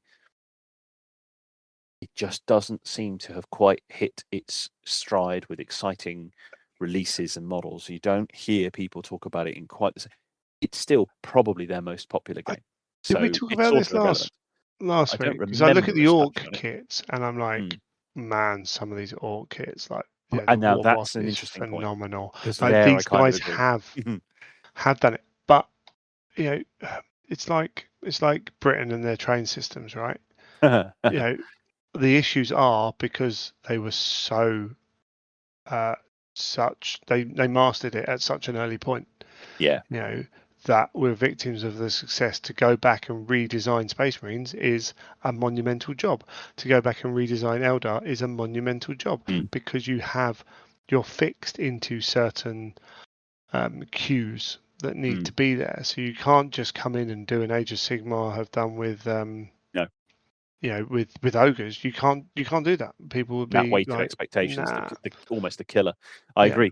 And now, in the orcs are an interesting one because I mean the orcs were pretty universally lauded as the big success out of the Armageddon box set, that's in the basis of some bloody good Space Marines. The captain in that box is phenomenal. Arguably, all the characters are phenomenal. The Marines, though, are the intercessors are kind of Marines, even though they've got the odd bits changed here and there, and there's Easter eggs if you read the designers' notes and stuff. Yeah, fine, but it's not having the wow impact. Whereas the orcs kind of did. The war boss, the weird boy, the pain boy, the knob, the banner bearer, loads of it. And as you say, this stuff coming out now and its individual units, that war boss has got that same energy, perhaps, and that same design success. And I wonder if we get there. So it is there.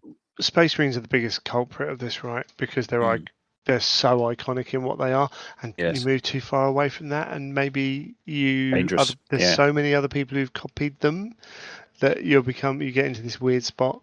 But yeah, I just think what a time to be a gamer. I agree with that. There are too many armies, too many game systems, and there's just smashing it. I think we've talked about that before. I mean, this is where I mentioned the word fatigue. There were decades, alarmingly, where I've been into the hobby and such that I would get almost every release across a range of game systems. I've never really been into fantasy, but even that I crumbled at one. I think it was when 2nd edition Sigmar came around. I was like, yeah, actually, this looks kind of cool. That box set's sounding quite appealing. I'll give that a go. Did the same with the Death Army at the peak of Game of Thrones. So there's things that have tempted me in, but those days of being able to be across all the game systems completely are long gone. They've kind of had to be. It would be financially ruinous. It would be just the volume of stuff. So you're kind of drowning under it.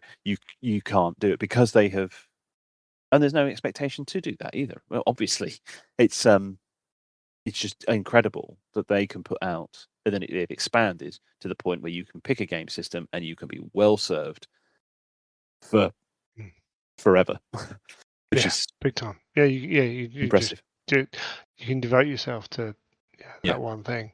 I think the technology has. I think we've had a jump in.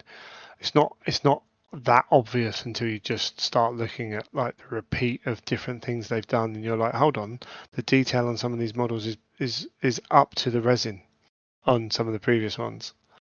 They're doing things. There are still limitations to the process, but they're either coming up with clever ways around it, or they're designing things in a different way, and it's overcoming. They're moving different directions. It's overcoming that. Anyway, we should move on. That was a long one. So let's take a break and come back and talk Skitarii.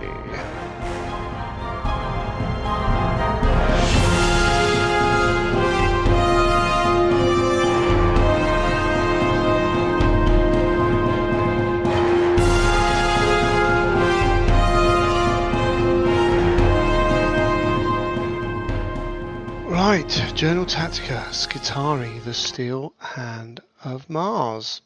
Now, this book's been out a while. It's been out a while. I don't even remember when it came out. Journal Tacticas. Well, what did we say about this one? It has been out a while. It was released on the 31st of January. There we go.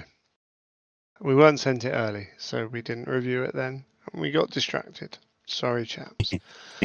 We also weren't sent the new book early, which is why we're not talking about it on this episode. We will buy it. We will talk about it in much less time than it took us to get around to this one, I'm sure. Because I think it's the more important book in many ways, but that's ranking it when it doesn't need to be ranked. Anyway, yes, the mechanical book. So we're dealing with another book where it's not set about an event. It's very much about a unit type that they want to put out, sort of like the Mail Fist one. Yeah. I'm gonna say it's focused on a faction. Would you call it that, rather than an event? It's a sub-faction. Yeah, I think that's fair. Well, the rules are a sub-faction, but the talk is almost about one. And most of the things in there, it doesn't really talk too much about everything else. It's about here's the Skitarii, if you want to say it like that. So it almost feels like when you're reading it, it's about this one group of people and where they've been utilized, picking out 3 battles. And I'm gonna say again, I prefer we're on this planet. These things are happening, and therefore we're going to focus on this group who have a narrative that goes through the whole book. Mm-hmm. I think these Journal Tacticas work their best when they're that. This very much feels like a mini black book, a very mini black book, in that it's trying to, we got this stuff, we're going to tell stories about these things. But we're not dealing with a legion, we're not dealing with a faction or whatever, and therefore, we only have 48 pages for the whole book, which is what, 30, let me have a look, 27 pages, slightly less than that, of background to deal with this faction in the Heresy. So you haven't got the space to really bring the full flavour, I suppose. Which is a harder job. Which is also why I think I think it is the right choice to do here, to not focus on a particular location or campaign or otherwise. Sure. In this instance, I think I agreed with you when, in the case of the Mailed Fist, I think the Mailed Fist could have worked around a given campaign. Whereas this, I think, needed the extra room, needed all the room it could possibly get to be able to explore the sub-faction it's dealing with here. And I think if it had focused on a particular event, the necessity to describe that event would have cut down your room available to discuss the actual sub-faction. So here, the sub-fiction, I think, was needed it. Yes, I agree with you.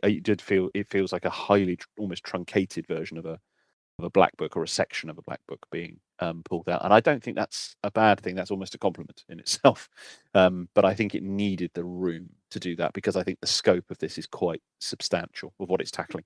You lose, compared to some of the ones we've seen, you've got how many different? So you've got a Liber Addenda, then 1, 2, 3, 4, 5, 6, 7, 8 battle profiles in here of various things. So you've got a good 10 pages there, pretty much, of rules plus the scenarios and the Relic Hunt missions pack, and then the Vaults of Tharsis as well, plus the thing. So you've got a lot in that second part of the book, which it feels like some of the other books have had slightly less, and maybe have had 4 or 8 pages longer as well. Certainly look at the last one we did on not the Male Fist, the other one, Talon, and it feels like there was much more, a higher percentage of the book was dedicated to the story, to the background, which is what it is at the end of the day. I definitely have a preference for those books, without a shadow of a doubt. Having said that, I think they've done a pretty good job. It just doesn't, maybe just doesn't stick with me quite as much. It's interesting because you make that point there that there are 8 unit entries in this, not including the Liber Addenda. 5 of those 8 are units that are in the Mechanicum book anyway. So it's interesting that they have redone them, bothered to redo them in here, because it makes this arguably more valuable in that you could just pick this up and run Skitarii rather than have 3 unit entries here, of which one is a bit of a sort and one is a bit of a +1 in the Bone Picker host, kind of. Instead of having a basic troop type and a character and then a +1 in this book, and then say, oh, and by the way, you need to go and buy this 30 quid book or whatever it is. Elsewhere, they've bothered to reproduce them. That's at the cost of not a great deal, because it's only 5-6 pages of being done for that, but then it's a relatively tight 48 or 58 page book. So the balance is 50-50 roughly between lore and the rules and the mission packs and things. I don't sort of begrudge that. I think, as I say, I think it's having it. Skitarii were sort of notable by their absence in the Mechanicum book, but there's been plenty of explanations for that, and there's been a bit of a legacy of that throughout. And I had always assumed that you could quite comfortably just reuse your 40k models and use an appropriate rule, maybe militia or something, maybe even solar as a basis to switch them out and just use different models for that. Here they have their own. Not only do they have their own distinct identity, but they are utterly distinct from their 40k equivalent, which is very interesting in and of itself. And to then explore that and give quite a lot of lore, quite compelling lore. They do seem to have got the lore right, I think, in all of these. I've heard some criticisms of this because there's people see it as a retcon. In what respect? Skeptical. The critique I saw was that the Skitarii that are presented in here are so different from how the Skitarii were described in Heresy literature up to this point, and they rattled off various Skitarii characters that were individuals, frankly, in the books, but also in other. When they were described more as units. Cybernetica, they made a particular reference to. What is it? Echoes of Eternity. There's the key character in that. There's another key character in one book. I forget which one it was they were referencing. And they were portrayed much more like the 40k era Skitarii characters, including weaponry. In that, and that they had they had identity, and even the way they were formed. And whereas this portrays the Skitarii as something else entirely, and so this is a retcon. I don't. Case or any Warhammer thing hasn't really ever, strictly speaking, done that. It's always it's a yes and rather than a no but kind of mentality. It's always been this sense of that could exist and so can this. So I took it in that tone rather than no, that was wrong, and so that no longer existed. That's a very cynical. This doesn't preclude Skitarii being used in a slightly different way somewhere else. Absolutely, I think that's I think we just see that so many times. Like, it's a big galaxy with millions of people. How many Skitarii are out there? Funnily enough, And you once the hit on the war point. starts, You hit on their carry on. point of their other criticism. Their other criticism was that where these books have been quite interesting, and I would say this is true of everything in the contemporary heresy. They're very good at presenting things like the structure or diagrams and how this is organized, like the Bellicosa Imperialis that we've got back in the day and that has been carried forward. And they've done that with the Custodes, which we spoke very highly of, and they've done it here with structure of a Skitarii conclave, etc. When reading the book, you can fairly quickly ascertain that, as I think it even states how many conclaves there are, and it gives an average, crucially, size of a conclave. You could extrapolate that there's about 2 million of these things there, which feels low, is the criticism. Yeah. I slightly disagree because, like you say, it's very easy to say this is one brand of Skitarii. There's another type of Skitarii that there's 50 million of, for example. So, I mean, that's why I think they are a bit cautious in Yes. in being too specific with numbers, because you get into that problem. And that's the nominal structure, the conclaves. Does it say a time period? Yeah, good No. point. Good So point. it doesn't state what's happened. Like, guess what happens when a war's announced? Yeah. Lots more money gets spent on stuff. You only have to look at England, Second World War, the UK, what they had available in 1940 compared to 1940, one and a half, let alone 1942. Look at the rate of expansion of everything really. All of a sudden airplanes are just getting pumped out. People are getting recruited. Like, nothing drives kind of invention and all that, and more than war really, sadly. I think there's some fairly astounding statistic about the production of warships Yes. over the period of there's some, if you go into the Second World War, there's some astounding thing where the outbreak, it's a relatively small number, and then it suddenly ramps up, and it's like, we're producing a battleship a week or something. It's insane. Even here, your point is bang on. I mean, the specific sentence that mentions how many conclaves there are even says the number of conclaves varied over time. Okay, we've immediately opened it up that it was variation. But at the outbreak of the Horus Heresy, there were thought to be around 30 such forces in existence. Guess what? And In peace times, they needed fewer conclaves. It doesn't take much, does it? No. So I think that's an element of just naturally as humans, we look for definitives when something's written down. We approach it with a definitive. These books, again, we've said it before, they're not written as definitive accounts. Even these ones, the Heresy Black books were definitely not. They were the workings of someone to collate what had happened, and therefore they are flawed and they are biased and they are, they are what they are. So yes. Anyway, into the book. I think my first favorite part. Here we go. Where's this? I'm going to try and. I'll try and find the bit. Oh no, I can't find it. I put the right page number and I can't find it.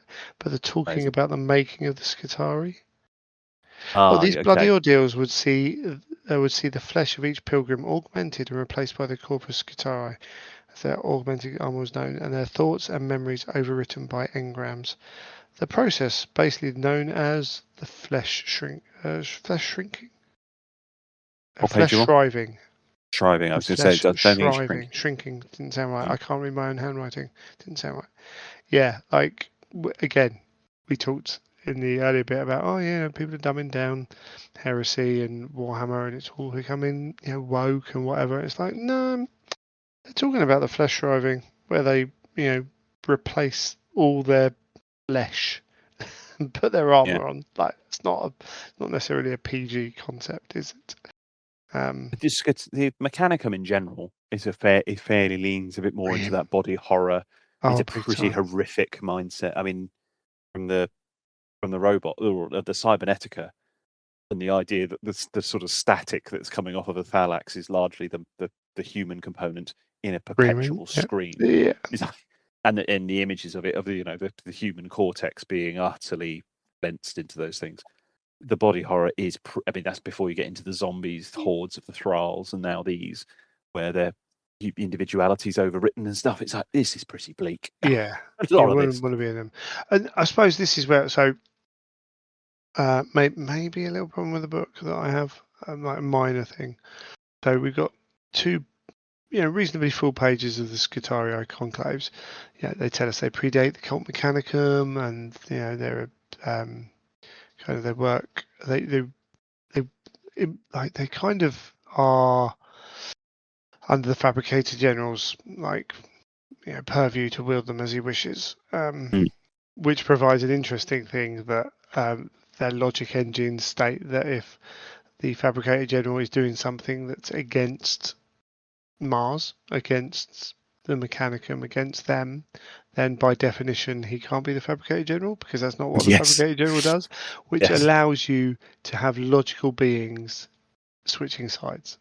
Yes. Or, going, no. So you can have traitor and loyalist ones. Because they're not controlled in that respect. They're coming up with their own things. And it's seen later on as they put it into the story, which is cool. So yeah, Kelbor Howe cannot be the Fabricator General because he fights his own people. Doesn't make any concept. It does, and that's yeah. pretty. I thought that delving into that and saying, well, it's not just a throwaway line that allows there to be loyalists and traitors. To say, well, no, actually, this actually shattered them, in particular the Skitarii, in more elaborate ways, because you've got those perhaps that were making that link through to the Omnissiah. Then you got those to the Fabricator General, those loyalties to the Forge World, loyalties to doctrinal traditions.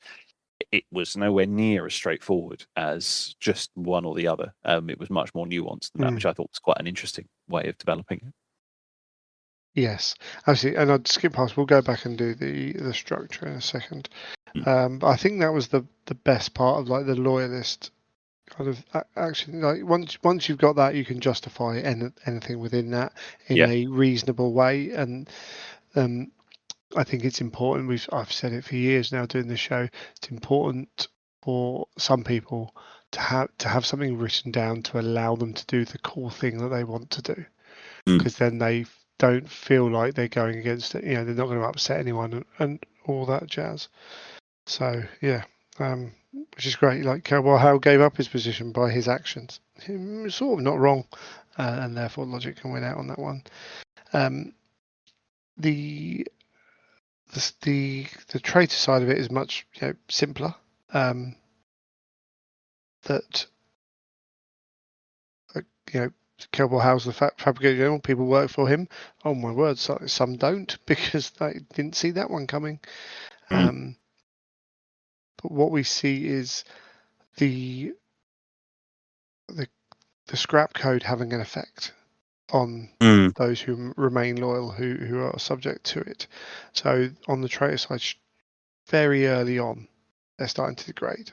They're starting to lose what they were and become something slightly different. And progresses through the heresy as well. So we get to. There's a particularly cool, later stage story that comes in later about some loyalist Skitarii sort of banding together. What if you concaves coming together and going, we're going to take Phobos? Yeah. And having attempted it and failed early on, and then they go in late with where a lot of the attention is, well, pretty much the entirety of the attention is turned to Terra because the siege is taking place. And they actually succeed because the attention is elsewhere, even though they've got formidable defenses on there. But what they find on Phobos is hinted at, or explicitly stated to say there's a lot of dark stuff comes out, and it's kind of dark reflections of themselves and what they might become. These kind of hideously mutated human aspects combined with fairly demonic machinery. They're like, oh dear, this is what could be if this is allowed to continue, kind of thing. So for sure. Yeah, I thought there's some nice little tidbits of that in here. Yeah, definitely. And then the other aspect of it is them becoming the red hands of Mars for the War Master, to become this thing sent out to keep an eye on other Forge Worlds and to do the dirty work. And then even a number of the Skitarii being placed with under Horus's disposal to go and find the relics that have been locked away to use in the fight. Yeah, brilliant. Like really simple way of allowing Skitarii to be anywhere, to doing anything, seeing how the faction split works, and to really differentiate the two. You're not just getting, oh, some Skitarii have joined the fight. It's like, well, no, some Skitarii are following the new fabricator general and are, trying to restore order, and some are going mental, and also following the words of people, loyally that tell them to do all kinds of things. Yeah, really good. Was there anything on the structure that you looked at? It's a I'm glad it's there. And it's the sort of yeah, thing I'd go back into because it gives you real meat when you actually start putting a force together. It gives you a way, because I find some of the mechanicum stuff can be quite impenetrable. It doesn't come quite yes, as easily necessarily come to mind. So I'm really pleased that the kind of the thinking and organizational units have been put forward in that way, because it allows you to just jump straight into that. I thought it was curious that things like, when it gives an exemplary clades of the Pilgrim Conclave, yes. the Vigilus clade being in there, and there's some quite cool names being just dropped in of things you could play with. It didn't have sort of some not mysterious, but little It didn't Easter eggs in reveal. it. Yeah, No, exactly. It didn't have any not like the Easter eggs in it. Custodes. That's exactly the one I'm trying Yeah, to reference. Yeah, there's a it didn't have big that, difference. but I mean, They shouldn't. it would be weird if every one Yeah, of those had that. It would be strange. I think this and does of its job really well. all the factions to have a very straightforward system, Yeah, it should be yeah, these guys, right? yeah. As you say, the exemplary case again, they do that thing of allowing people ideas or to choose one of these straight off. You know, the clade parameters. Because they're talking about, you were talking about those numbers. How many clades are there? 13. 30, 30. 30. What's 75 times 30? That's a lot. Because yeah, you're showing that 75,000 in that incursus clade. You're telling me the 88,000 that they know of that have been used by the Alpha Legion are really 88,000? Well, exactly, Probably not. But they don't exactly. even know where they are. Yeah, quite. Yeah, So again, if you want Skitarii to appear anywhere, cool, Alpha Legion have got you back. You yeah, know, no one knows about the specular clade, what they're doing. They're out just doing their thing. So again, useful again if you're the kind of person who builds a list and wants to like ground it somewhere. You've got a little bit of information there. yeah. A I little thought bit the on color tanks. plates, Yeah, the because we color touched plate's on really good. we touched on the loyalist and traitor thing, but the color plates I think are particularly good in this. You could, I mean, weirdly, I wasn't expecting them of the vehicles, but to see the No. Mechanicum vehicles rendered in that grey with the white markings and the gold banding, I thought that stood out particularly well. But I think it's worth mentioning that at the same time that this came out, I think he says tentatively, there was, or was it Legions in Paris? Regardless, there were 2 articles on Warhammer Community called something like the livery of the Dark Mechanicum, and they explored Yeah. a range of different Skitarii forces and Mechanicum forces, Dark Mechanicum forces, and the color plates that those have for vehicles, and they were suggestions of color schemes.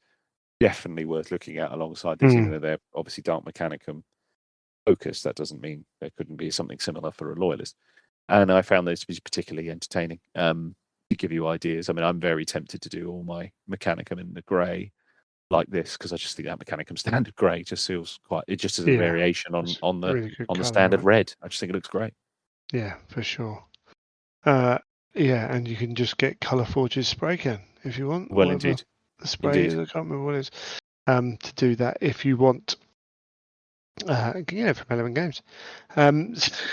But the one thing that little page of the vehicles does is again justify where they come from, how they fit in with the Skitarii, which is basically, they work for the for the big man, but they are still dependent for these vehicles on the other forges. So they need to be working in cohorts with them, and they need to be able to be like, yeah, we'll do this for you, if you know, because as soon as you've got that dependency, particularly with the Majoses and the way they're working between the different forges, that they've got stuff they want done, and they will be making bargains to do it, which is nice little bit. It's cool. More color plates. It's cool. The battles. So the battle for Vault Tharsis Decker 9. What do you think of this one? Let's see These are good. the fists These turn are up. these continue to be very cool. These stories, and I think they're because they're the slightly longer form than the ones that are mentioned earlier on. I mean, there's a very cool one earlier on where the two sides, or is it in this one? Oh, sorry, it's the loyalty paradox is the one that's coming next. I'm thinking of Yeah. This one's good. These longer form stories, I think, are very effective on longer form. These sort of example stories of them in action are very strong. Of the two, I liked the three. second one more. Sorry, the three. The loyalty paradox is the one I think stood for. I think the Battle for Vault Tharsis Decker 9 is one of the weaker ones. And again, I'm not saying it's bad. I think it's one of the weaker stories they've done in any of these Journal Tacticas. It's cool. It's okay. Like, yeah, Skitarii are attacking this place. Two of the Imperial Fist Thunderhawks are shot down nearby on their way doing their run to get the armor. They like, oh cool, there's some action going on over there. We'll go over there. Big fight. Eventually, the coolest bit is once they get in there, the fists have set it all to blow up, and then eventually they move on. The one thing it does show you is the way the command structure works. And that becomes part of the rules later on. So it feels like there was a definite kind of we need to write that in there. I just didn't. I was like pretty run of the mill kind of fight thing. Yeah, it was okay. It didn't grab me. Had a couple of good moments, but it's clear when you get to the rules, or it feels clear when you get to the rules. They've written this in there to show what happens when you take their leadership structure out, and that's a weakness, particularly in comparison to the Imperial Fists. Yes. Who were like, oh, our leader's dead. Cool. That's just we're Space Marines. We know what we're doing. So it shows the strengths and weaknesses in comparison to each other, but didn't excite me at all. No, Whereas it was a fairly. I mean, the fact that I was struggling to remember it, which is perhaps says a lot about it. But on the other hand, it does. It's a very good setup for a game you might play. Yeah, it feels like the narrative someone writes around a game that they and play. I wonder and I'm okay with that. Yeah, I wonder when they write these if sometimes they're like, oh, we've got an idea for a mission, we need to write a story about that can play into that. Because you get to the loyalty paradox, and there's it's very clear that there's they want to highlight. With all these stories, there's usually something about them to highlight to grab people in, and this is that loyalty paradox. It's very very straightforward. We're talking about Phobos, which is an orbital fortress above Mars, and this loyalist group of Skitarii warriors, 3,000 strong, who appear to be trying to take control of it, who then march straight through, heading for a specific direction, killing everything. They're not trying to be quiet. They are just powering through, like they're obviously on a clock or something like that. They want to get there before they're found. And eventually they get to the room. They have a little chat, and I do love the fact that they're like, oh, there's our enemy, and let's have a little chat about this. You defy the authority of the Fabricator General. He's not the Fabricator General anymore. He's forfeited it. And then the other group going, well, it kind of doesn't matter because we've been told not to let anyone past us unless they've got to show us the authority of the Fabricator General, and you haven't got that anyway. So we're gonna have a fight. That's what I love about it. And I love that they sort of took any of the other forces out of it, Yeah. particularly Marines. Yeah. I suppose you have to have stories that feature them to sort of give it some context, I suppose. But Mm. I think the fact that it took that out, and you have these two forces of Even Skitarii, which you've discussed the whole loyalty thing throughout that book, but the fact that yeah. they come up and they sort of come up to each other, they have a chat, they essentially realize fairly quickly that there's going to be an irreconcilable difference between them, and so they then agree to fight.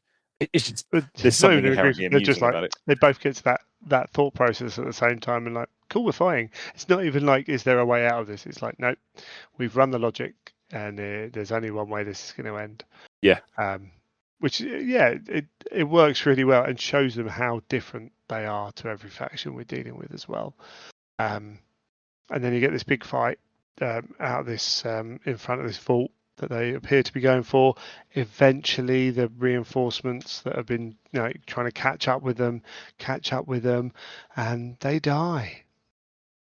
But while that's happening, there's a small force somewhere else moving in, finding the fabricated was it the first fabricated general's vault, the Reliquary Vault 19C, and stealing the sarcophagus of the first fabricated general, which just so happens to contain a relic which will, gives credence to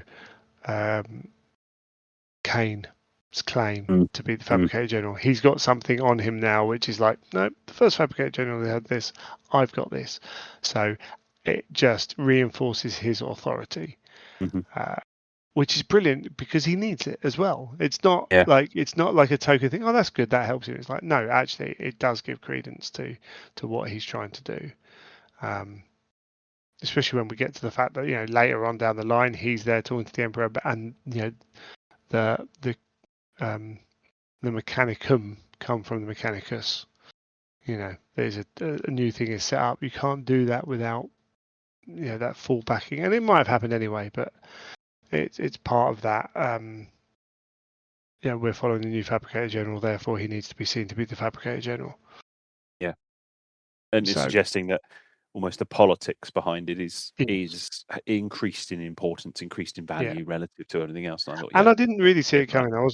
I didn't read it looking for what was happening. I was like, oh, what are they going to do? I was like, are they going to do some kind of, we've done this, and we have, but not what I thought, which is good. And the final one, the Coronid Legacy. I like this. I don't think I read this one. I don't think I read this one. So, no, I think I didn't make it in time for this. So a full Segmentum Solar, a full company of Sons of Horus landed on the isolated world of Cambrai in the Coronoid Deeps. Essentially, there's a point in this where they're like, no one really knows how the Loyalists knew the Sons of Horus were here. There's rumours that the Disciples of the Flames use some the Force Commander's affinity with certain divinatory rituals, a psychic discipline. However, the region around his found another sentence has been proven to interfere with all that. So how did the Disciples of the Flame know they were here? Which is cool. Like, they've addressed this thing and they're just leaving it open, which is sometimes brilliant that they do that.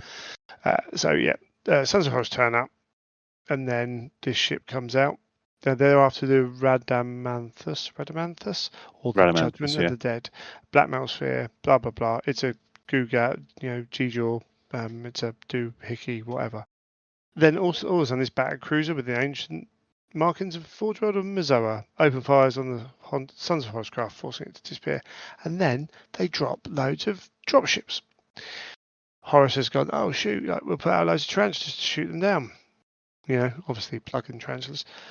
They land outside that, and outside these dropships come the black shields of the Disciples of the Flames. It's like, oh, cool. Space Marines are coming out. That's a cool twist. They're black shields. That's a cool twist. They're Disciples of the Flames. I don't know much about Disciples of the Flames. Like, what are they on about? And then you read the little boxes, like, oh, they're into warp stuff. With a name like Disciples of the Flames, they could be. I'm going to look it up there. Yeah, I think it's looking at the wiki now. Is salamanders. I don't know if there's more on there. But a particular kind of branch of those. Yeah, okay. Yeah, and they're known for their decisive action in the Mazoan campaign. There we go, Mazoan campaign. The open years of the Horus Heresy. There we go. So they ended up being all out there, but I don't know much about them. Don't know why they're here. So they took out the Tarantulas, mounted a spoiling attack on the trading positions, engaging and destroying the planet, blah blah blah, and then the Sons of Horus come and fight them to a bit of a standstill, and then the best bit. So a second contingent emerged from dropships, Skitarii conclave in full battle panoply, and there's assuming the approaching foes were more Space Marines, the Sons of Horus Praetor, a veteran of the Great Crusade, inculcated with the sense of honour that had once been common amongst the legions of old, brought forth his honour guard to meet them, and basically stands in the middle of an ornamental plaza, open space for a true battle. Honour, brilliant. And the Skitarii are they're irrelevant, they're not our target, we just run past them. And go on to attack their target. And by the time they realise distraction. Yeah, and by the time they realise they're like, oh shoot, we made a mistake, we'll make up for it and charge in, and then eventually, these guys kill enough Sons of Horus with the help of the disciples. But it's just a really sweet little bit of these guys, why have they done that? Okay, but they're not what we're doing. We're going to push on, and showed the Skitarii again in numbers can really hurt. Space Marines. Lots of mentions of the Karachnos when they're attacking. Space Marines, which is cool. But yeah, rad bombs, clusters, all of that, and Skitarii people being able to hurt Space Marine, the Vigilator in the first one and the Praetor in this one, I think, as well. They finally kind of recovered the thing, and they depart. Done. Job done. Again, just a really short, quite a good little story. Nice to see Black Shields. Nice to see something different. Obviously, they've chosen disciples because of the history that's been there. Mazoa, the Alpha Legion and Iron Wars have ended up getting all involved there. There's so much lore on the Heresy now that kind of forget it. And then we've got the bloody Trials of the Skitarii. So 8 little bits. Yeah, nothing amazing in there. Bad guys went after the keys of hell. Cool. There's a couple of mentions here of the Skitarii collecting their dead with revenants. Yes, which does paint them in rather better light than the slightly soulless or machine-like version of them, the feelingless versions of them, which some of the other parts of the book do. It just paints a certain other part to that, which is quite cool. Yeah, I forgot about that. I thought that was an important part of, again, when you're talking about a thing, you need to be able to latch onto aspects of a legion or a force if you want to be more than just making an army for the battlefield. You're like, oh, I want to collect these guys. I think that's another kind of catch on. But yeah, these 8 stories, there's a Rangdan one, cool. So if that's your thing and you want a Rangdan force, you can add them into the 2 legions we went missing, or however you want to view that. Made me laugh. We got the Vaults of Syraxis as the name will not die. Syraxis will not die, and I wonder if it appears more going forwards, in not just the 30k but maybe 40k. I wonder if Andy's or someone's gone. I wonder if Andy's gone. Oh, we reuse a lot of this stuff gone. here. Yeah, not even that. I almost think, a writer's gone. I need the Vaults of. I'll put Syraxis in. People will know. Kind of thing. For those who don't know, The Fires of Syraxis was a book that was written almost prepared to go to print. It was certainly pretty much finished to bring 30k units into 40k rules, and then 8th edition 40k was announced, and the whole lore that Andy had written for a book that he'd basically done in his own time was rendered null and void by the time jumps and the Citrix Maledictum. So it got shelved. But yeah, hopefully they will be able to dive into aspects of that. Maybe they have. Maybe they've repatriated some of those stories in different places, and we'll never know. Yeah, we'll never know. You could read a slightly more maybe skeptical. I don't know of reading it, but I quite like the idea that particularly the closing sentence of that story is it's actually estimated that this was an incredibly rich and valuable Yes. resource place, and it seems that due to some certain destructions, it's now been squandered. Yeah, exactly. Any parallels to anything else are purely coincidental. Yeah, definitely written for that thing. But as you say, those stories might come in different names, and we'd never know until Andy stops working for GW and can go on podcasts and talk about it. Quite. So that's the background. Yeah, I mean, 1 out of 3 stories was didn't grab me. The other 2 were fine. Yeah, You know. I'd And I fine think, to good. yeah, and I think that first story might have helped if it was part of an ongoing story that ran through the whole thing. You might have felt more tied into it, but because it's that we're showing you this aspect of a story that happens, just so happens to happen during the death of innocence, but it's less relevant to the other stories. But yeah. Some cool scenarios. I don't know if we want to go through these. Relic scenario, capture the relic.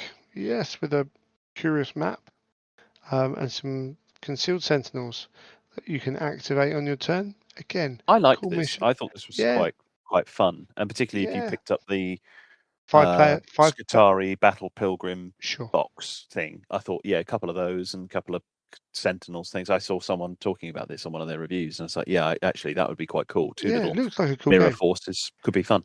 5 turns. 5 turns. Yeah. But no, I like that. I like it a lot as a legendary mission. It looks quite fun to play. The relic hunt missions, bringing slightly again, it's just a slightly different way of playing. I think that's where I think this game has a lot going for it now in terms of what do I want, what mission. Yeah, I'm going to your house. We're going to play a game of Heresy. Okay, what game of Heresy are we playing? You know, we got ZM coming out. We've got standard missions in the pack. We've got relic missions. We've got the other, the various campaign mission types that have come out.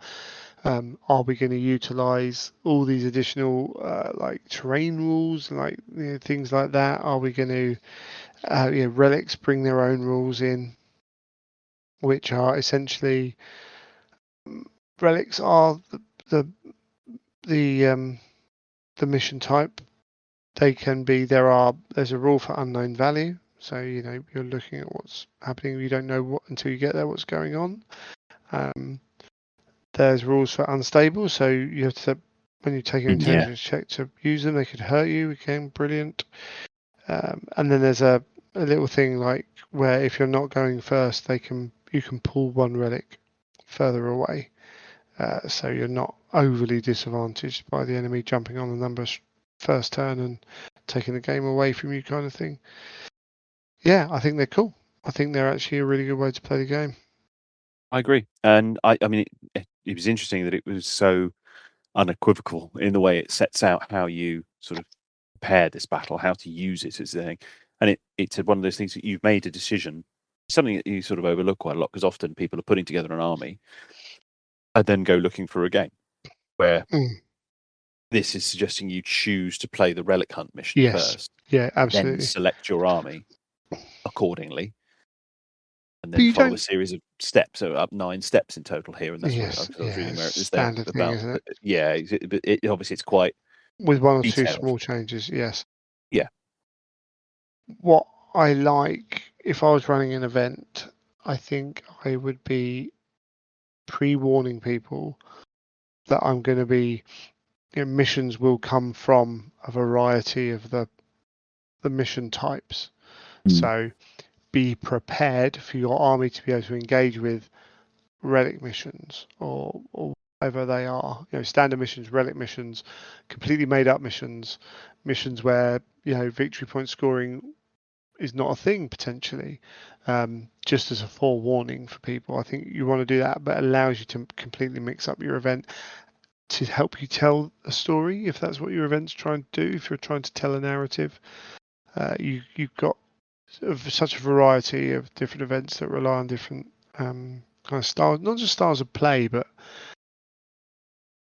the mission's helping tell the specific part of your story, which is good. More options is better. 2 out of 3 missions, but go to turn 5. I think No, turn 5. they all go to turn The 5. last one doesn't. Caesar Spores is at the end of battle turn 4. Which is fun because it contradicts what it says on page 33. Oh, does it? Page 33, step 8, play Relic Hunt mission. The player then deployed in step 7 takes the first player turn. All Relic Hunt missions are played for 5 battle turns. Ah, so what if that's The end just of a the 5th battle turn, copy this and step paste ends. error? I Which wonder. is interesting. If they've all gone to 5 turns and the previous one to 5 turns, is this a slightly different approach, or is it the nature of the objectives being? See, yeah, I wonder if there's I don't know. I wonder what's going on because I don't want to make it sound like, oh, they know they made an error or anything like that. But I Well, I wonder don't if think there's so. a review of, oh, we can maybe mix this up a bit more and see what happens. For all the missions to go to 5 turns, obviously that third one states 4 on the actual mission, but I'd play it to 5. Always the problem of stating the same thing in 2 places. Yeah, You can absolutely. introduce confusion, but that's a classic writing anything point of view. Yeah, I wonder. It feels. Point being, though, it does. Your point stands. Is that it's interesting that there is almost an acknowledgement that the length of game is a hugely significant thing and could be played with. And it might be that they felt the style of the objectives dictates that and how it plays. I don't know. There we go. And then you've got the Skitarii AI Conclave's Army List. This has been out a long time. What are your thoughts on it? It's an interesting possibility in its sort of in the very fact that it exists, but in so much that it is a sub faction that can be sort of, because it would have been very tempting, I would have thought, and I'm not entirely sure why this wasn't done. Why isn't this just an addenda to the Mechanicum list? Why is this its own standalone thing that is allied in but doesn't take up your allies' allowance? So in theory, you could have loads of this. The mechanic. I'm guessing there's a reason for that, and it eludes me as to specifically why that is. So if you the primary detachment of an army is selected from the Mechanicum Tagmata army list, and allied detachment selected from the Skitarii Conclave's army list does not count towards the 50% maximum of total points limit set for a battle. So there's an element of that is already in this list. I think what they've done is they're keen to say the Skitarii are something different. They are not part of. Yes, I suppose. They are not a standard. And they want to represent army. that in the rules. Yeah, and they want that to happen. Like this is almost a specialist force. Yes. And therefore you can take it, but it is what it is. It isn't just a different way of taking the Mechanicum army. So they don't have all that access. Why bother? You just open it up and allow it to be used because you could use it that way. Why bother going to that? Sure, I think suggest it's something else, but maybe I'm trying to for narrative. Yeah, exactly. Exactly. They've written that it is something different. Am I de-flavoring it, but essentially? The Skitarii are the forces of the Fabricator General. To butcher it a little bit, they are not the Mechanicum. They are an element within the Mechanicum that works differently to most Mechanicum. It also then allows you to put in these rules without. To write this in another way, you'd have to put this page into the regular Mechanicum book anyway, because you want all units selected as part of the given detachment have the faction rule: Arquisitor, Expurgator, Vindicator, Scourger. So if you're applying that anyway, you then have to write, and these are the lists that they're available to take. So you're essentially doing the same thing anyway. Whether this becomes, the back part of the book and it's like end of Tagmata list, start of Skitarii, and they could have been in the same book. Yeah, that's a different thing. Yeah. It doesn't feel like I think that is part of the problem with not having it set specifically somewhere. Yeah, maybe. Yeah. In that, if you added this onto the back of the Mechanicum book, this, and I'm not saying they should have done the pages, whatever, but if you added 40 pages, because you'd lose some of the, maybe some of the stuff, the missions wouldn't have been in there, that Oh kind yes, of I thing. wasn't suggesting it Yeah, should have always been included, because that suggests that, well, everything is produced when it's first composed, I and you don't think add there, on to it. I I think it's think there the is, principle that it's added on makes sense. there's an argument that the Conclave's army list and a small amount of story could have been in the Mechanicum book. Or maybe they Yes. felt that they needed the story in here, and the Libras don't have the story No, on and the same yeah, I level. agree. I agree, particularly as there's quite hard limits on the Yeah. just by publishing these things. But similarly, this, I'm sort of answering my own question, by doing it this way, and it's where you sort of read ahead into the what do they even describe them as? Are they faction traits? The Acquistor, Yeah. Expurgator, Vindicator. Those things that you can lay over the top of this, you've got the freedom to do that by making these a sub-faction. Whereas if they were just folded into the Mechanicum, that becomes a little harder Yeah. and or And clunkier. even if they were, even if it was Mechanicum Finish sub-faction Conclave's army list, Yeah. you haven't got the frame of reference that the background at the front gives you. So looking at it Yeah. that way, I think people would really be wondering. The people who go straight to the rules are wondering, I don't get it. Like, why is this not part of that? It's like, well, it is different, and this Yes. is why it is different. So actually, in our conversation there, that is organic because we haven't pre-planned it. It makes sense that this comes out in this book. Yes. And even that point that they add in there, the final paragraph under sub-factions of Skitarii, it's future publications may also provide Yeah, other options for replacing the Skitarii trait. Units or variants of units which are specific to certain Skitarii conclave will already have the appropriate trait. So I thought, okay, they're giving themselves design yeah, space to do other things, which is cool. Because I think that is a.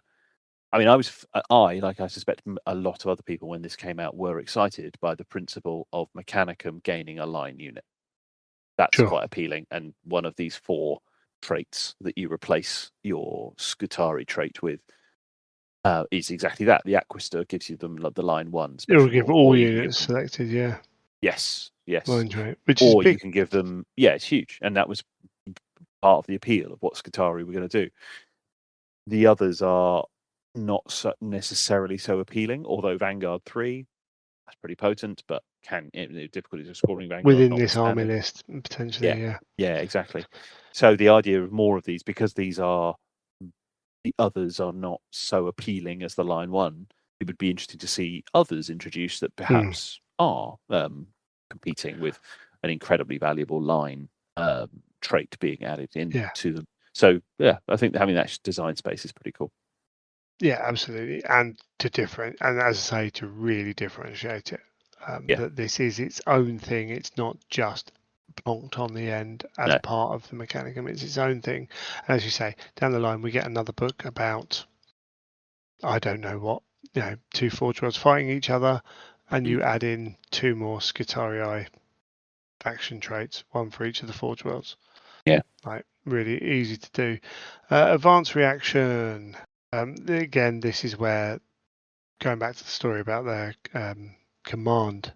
So once per battle, reactive player may declare the marshal elect. When a friendly Skitarii battle pilgrim marshal model is reduced to 0 wounds, essentially you pick another one ordinator model from a target unit. He gains the command subtype, and his base weapon skill attacks and leadership character are increased by +1, and may select one melee weapon that has gained the icon of authority special rule. So just it's the whole process of, okay, you're the next one who should be in charge, therefore you are in charge now. Cool. I like this. I think this is really It's fun. cool. I think Yeah, this is a really it's very fun way of thematic. doing it. It is, and I feel like they've nailed it with that. It's what reactions do quite well, and I just think it provides you with modelling opportunities or even just game opportunities. Yeah. You swap in your guy comes, you This guys there. I just think it's really cool. And if you look at that, and then yeah, I don't think we should go through the units. It's been out a long time, but you've got a Pilgrim Marshal, Battle Pilgrim Corpus, Bone Picker Host, which is kind of cool. The Voltarax are in there, and this is why they then put these in there. So it's a standalone book for the list. Yeah, so the Troyos, the Karachnos, the Krios, the Venator, and then then we have an addenda for the actual Myrmidon host. That's why it's an addenda, why it's separate. You've got a funky little army that is in this book as its own little thing that builds into the narrative of what it is, and so you can take this along.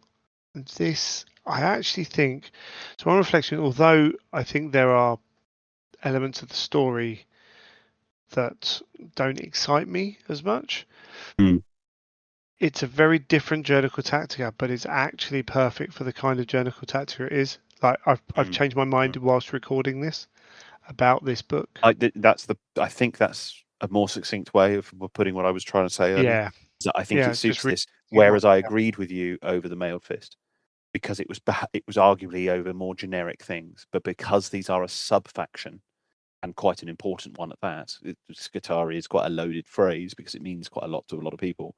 I think it suits this one far better than it did with the Mailed Fist. I suppose the one problem is you don't. It was not obvious. Like the Journal Tactica now appears like it can be multiple things, and Yes. that's fine, and that is great. But we didn't know that was the case. Like we didn't fully know what the Journal Tactica was going to be. It's like, oh, cool, it's more background, it's more rules. Yeah, cool. Okay, so some Journal Tacticas are going to be, here's a new faction for your army out of the factions you already have. Like, here's a way to play, a different way to play. And that's what this book does. Some of the stories are going to be, here is a really cool story, and we're going to add to your existing factions with this, this, and this. And your mileage, if you're not into collecting everything that comes out, your mileage might vary between those two. So you're going to have to, find out about it before you purchase it if you're that kind of person, and that is fine. But I think if you are a Mechanicum player and you've got a new funky way, particularly if you are like your Skitarii, then you've got a cool narrative format here. Yeah. So it's elevated it, and I will cede to your original position, sir. Just noticed a line because I was just looking at the final entry in this Liber Addenda. It's a line in here that I hadn't seen written down in one of their publications before, which addresses that very point about the plastification thing. Under Liber Addenda, the first item, as the range of Horus Heresy miniatures grows and transitions from resin to plastic kits, there will be occasions where units and profiles from various ebooks need to be updated. Liber Addenda will present these changes so that That's players have access to the most interesting, isn't it? It is. It's never seen that written down in. I mean, in many ways, it didn't need to say that, but it's interesting that they bothered to do that. No, but what it tells you is down the line, when we do plastic kits, things are going to change. They might lose guns. They might gain guns. They might gain little bits of war gear going forwards, things like that. And that is a really cool thing. It's not like it's a secret that that's happening. They just haven't told anyone. But yeah, no, actually, so I finished reading parts of this today because I've been busy and what have you, and it was like, okay, this book's what are we going to talk about? Come out of it thinking that's gone way up the list of not that any of these have been bad. As we said, we had issues with Mailed Fist, which don't make it bad, but it didn't elevate it as high as some others. But getting to the final bit of that and understanding what this book is pushes it back up that list. Agreed. Yeah, they're doing such a good job. And we said it with the news, like the whole of specialist design that I've interacted with or seen people interact. I see people talk about, I don't really see people talk about Necromunda a lot, and I have my issues with Necromunda, but I know that if you've got the right group, like it's the toolbox to play what you want to play. Yeah. Legions is an interesting one at the moment, but Blood Bowl, I think they're doing really good things. Like Specialist seem to be doing so well, and I'll give it. I think Age of Sigmar and 40k are doing pretty well as well. There seems to be pushing everything kind of the right way. Yeah.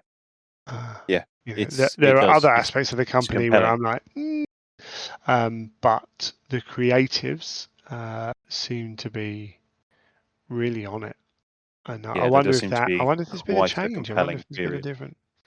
Yeah, Yeah, and that can be if a it was, whole number of things, just being, organising themselves differently so that yeah. it sort of frees them to do what maybe they've got more time to take on things. There's myriad reasons why that could be the case within that, but either way, it seems I'm to be sure. paying off. I'm sure. They've been doing pretty well, and I'm sure increased sales have helped them to Yes. be able to do more of what they've been doing. But as we said before, these writers on the Horus Heresy, however many there are, seem to be doing such a good job. Yeah, and I get that. I haven't read an old world journal in a while, but they are slightly different beasts, and there is sometimes a bit of jealousy that we don't get what they get. Oh, really? Okay. Because they're much more faction books. They're a bit bigger, Mm. and they all come with a bit of this, but they're more focused on one faction. As far as it's kind of an expansion for that faction a lot of the time. You think that's got So anything to do? I mean, there was talk. I think it was a quote that it was said when the Journal Tacticas were first described or presented that they will almost be treated like there will be one for each of the legions, for example, or maybe right, the legions it will might be feature in part of them. that. I'm misquoting, I I suspect, just and that hasn't materialised. yeah Is that yeah I yet? Indeed, but you're sort of we're away into this now, and you sort of think, well, there's a yeah. lot of ground to cover if you I were going to mean do that. Maybe that was an idea that never materialised. Who knows? But maybe that's why you get that sense where the arcane journals are doing that. arcane journals. That's the word. Well done. I think they have a very different job to do in a game system which is growing Mm. as well. They've got they've got the vast majority of Warhammer armies are still legacy. Like they're not even in Yeah. that game yet. Like so, you know, there's work to be done. I say vast majority, the majority, but so those books are doing a different job within that. Whereas, we're dealing with two sides of a war.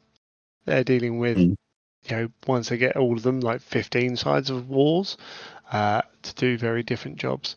And when Horus Heresy expands to introduce a new unit, they've got to put it across both sides. All those, and it's for Space Marines, or it's Yeah. for Mechanicum. It's a very different thing that's required. But their books are thicker and do a different, which is part of it, I think. But I think it's just a structure thing. I think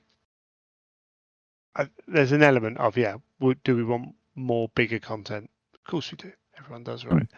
Mm. But we're getting pretty constant. In fact, I saw someone talking about, we haven't had much for. It's like, oh, hold on, actually, we've had a Journal Tactica every 3 months.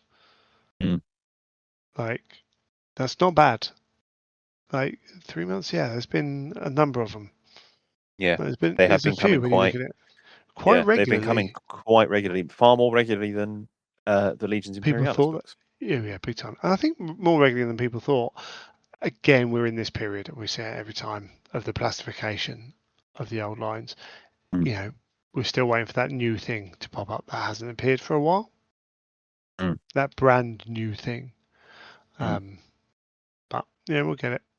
We'll get it, and we're getting a new one of these soon. So we didn't Indeed, even talk about the book when we talked about the we just custodians. skimmed over it, didn't we? Yeah, but that Prospero's is, and coming. even that sort of come out of that topic in particular has come out of nowhere in some ways. Yeah, well, I mean, they sort of all have really, and this is Yes. it's quite funny with people talking about timelines and stuff. It's like Prospero happens before Isfan. Like, Yeah. It'll be interesting to get it from the custodies' point of view, and there's a line in there about like them going in hard as well, so it might reignite a lot of discussion about Prospero. Yeah. But yeah, super good. Looking forward to it. Well, So fingers and crossed. the fact that book includes the first not faction specific demon god specific Yes, demon God list. specific demon list. We didn't even That's talk about huge. that. What a Yeah. mistake on my part. Like, Mr. Demons over here. well, not even that. Just that's a new faction.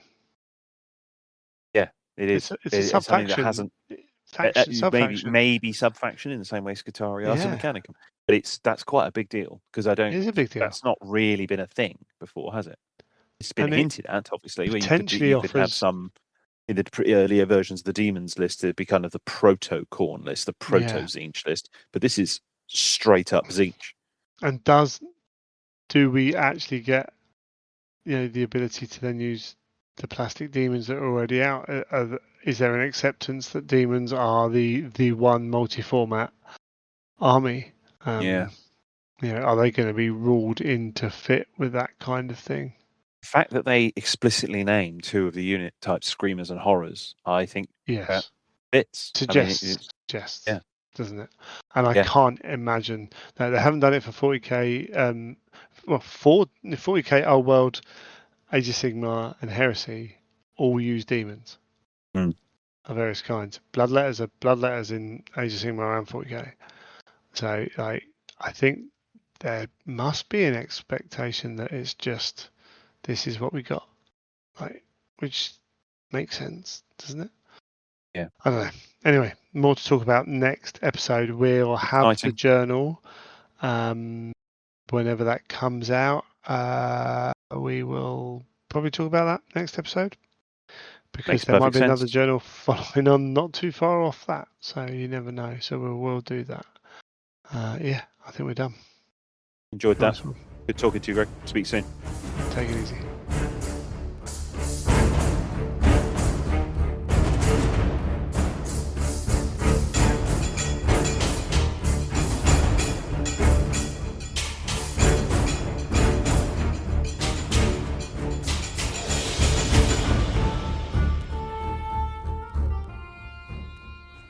Thank you for listening to another episode of the Imperial Truth Podcast.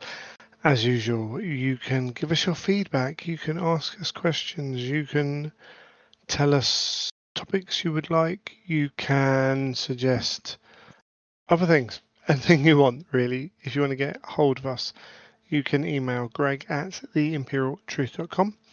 You can get me on Twitter at imperial_truth. We have a Facebook post, a page, should I say, The Imperial Truth. Go and look up. All these are in the show notes as normal. I'm on Blue Sky at Child of Fang. I'm on Threads as well, and Instagram at Child of Fang. So all of that stuff you can. We did talk. Now I'm going to blame you, listener, because you haven't reminded us. But Howard and I did talk about posting up more shots of stuff we're working on, and yeah, we haven't really done that. So we will try and get better at that. I promise you. So, yep, get a hold of us. Tell us, ask us questions. Tell us what you want us to cover. And tell us what you like and don't like about the show. If you would like to support us, as always, we have the Element Games link. You click the link, go and buy your stuff. We get a little kickback on that.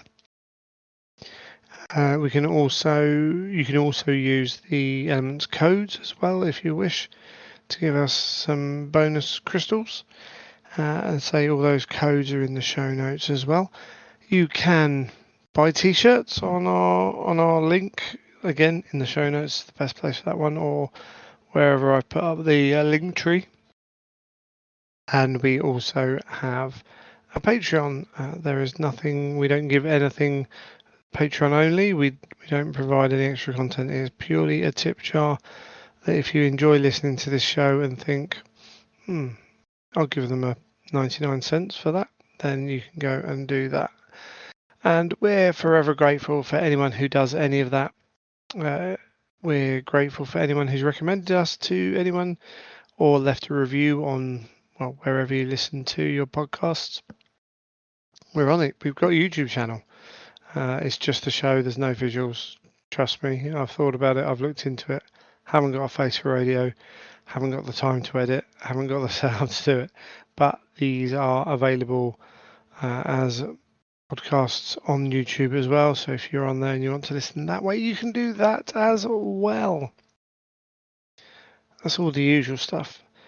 Hopefully next month we'll be able to each of us buy a copy of the Zone Mortalis book and have a little go through that. So we'll try and come back and cover that. If we haven't melted by then, that is, of course. And I'm sure we'll find something else to talk about. Specifically, actually, let me know what you guys think. Obviously, we've done this for a long time, where we talk about not just the heresy, but what GW are kind of up to, and where we think that's affecting heresy, but also, we talk about the financials and things like that. I'm sure it's not everyone's cup of tea, but if you do enjoy that aspect of it, that's slightly, it's not deep, is it? But it's deeper, I suppose.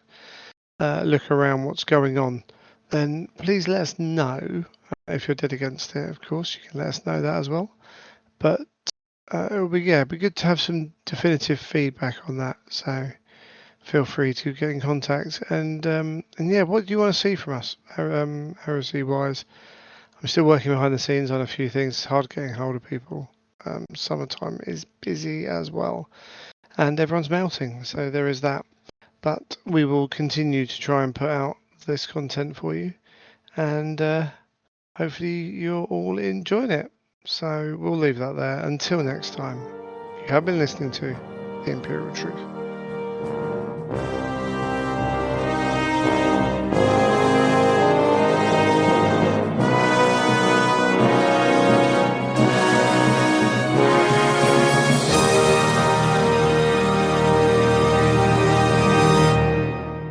All the music in this episode is created by Kevin MacLeod. Truth of Legend, Mechanolith, Five Armies, Curse of the Scarab, Hero Theme, and Dark Star can all be found at incompetech.com and licensed under the Creative Commons Attribution 4.0 license. More information can be found on this by visiting theimperialtruth.com.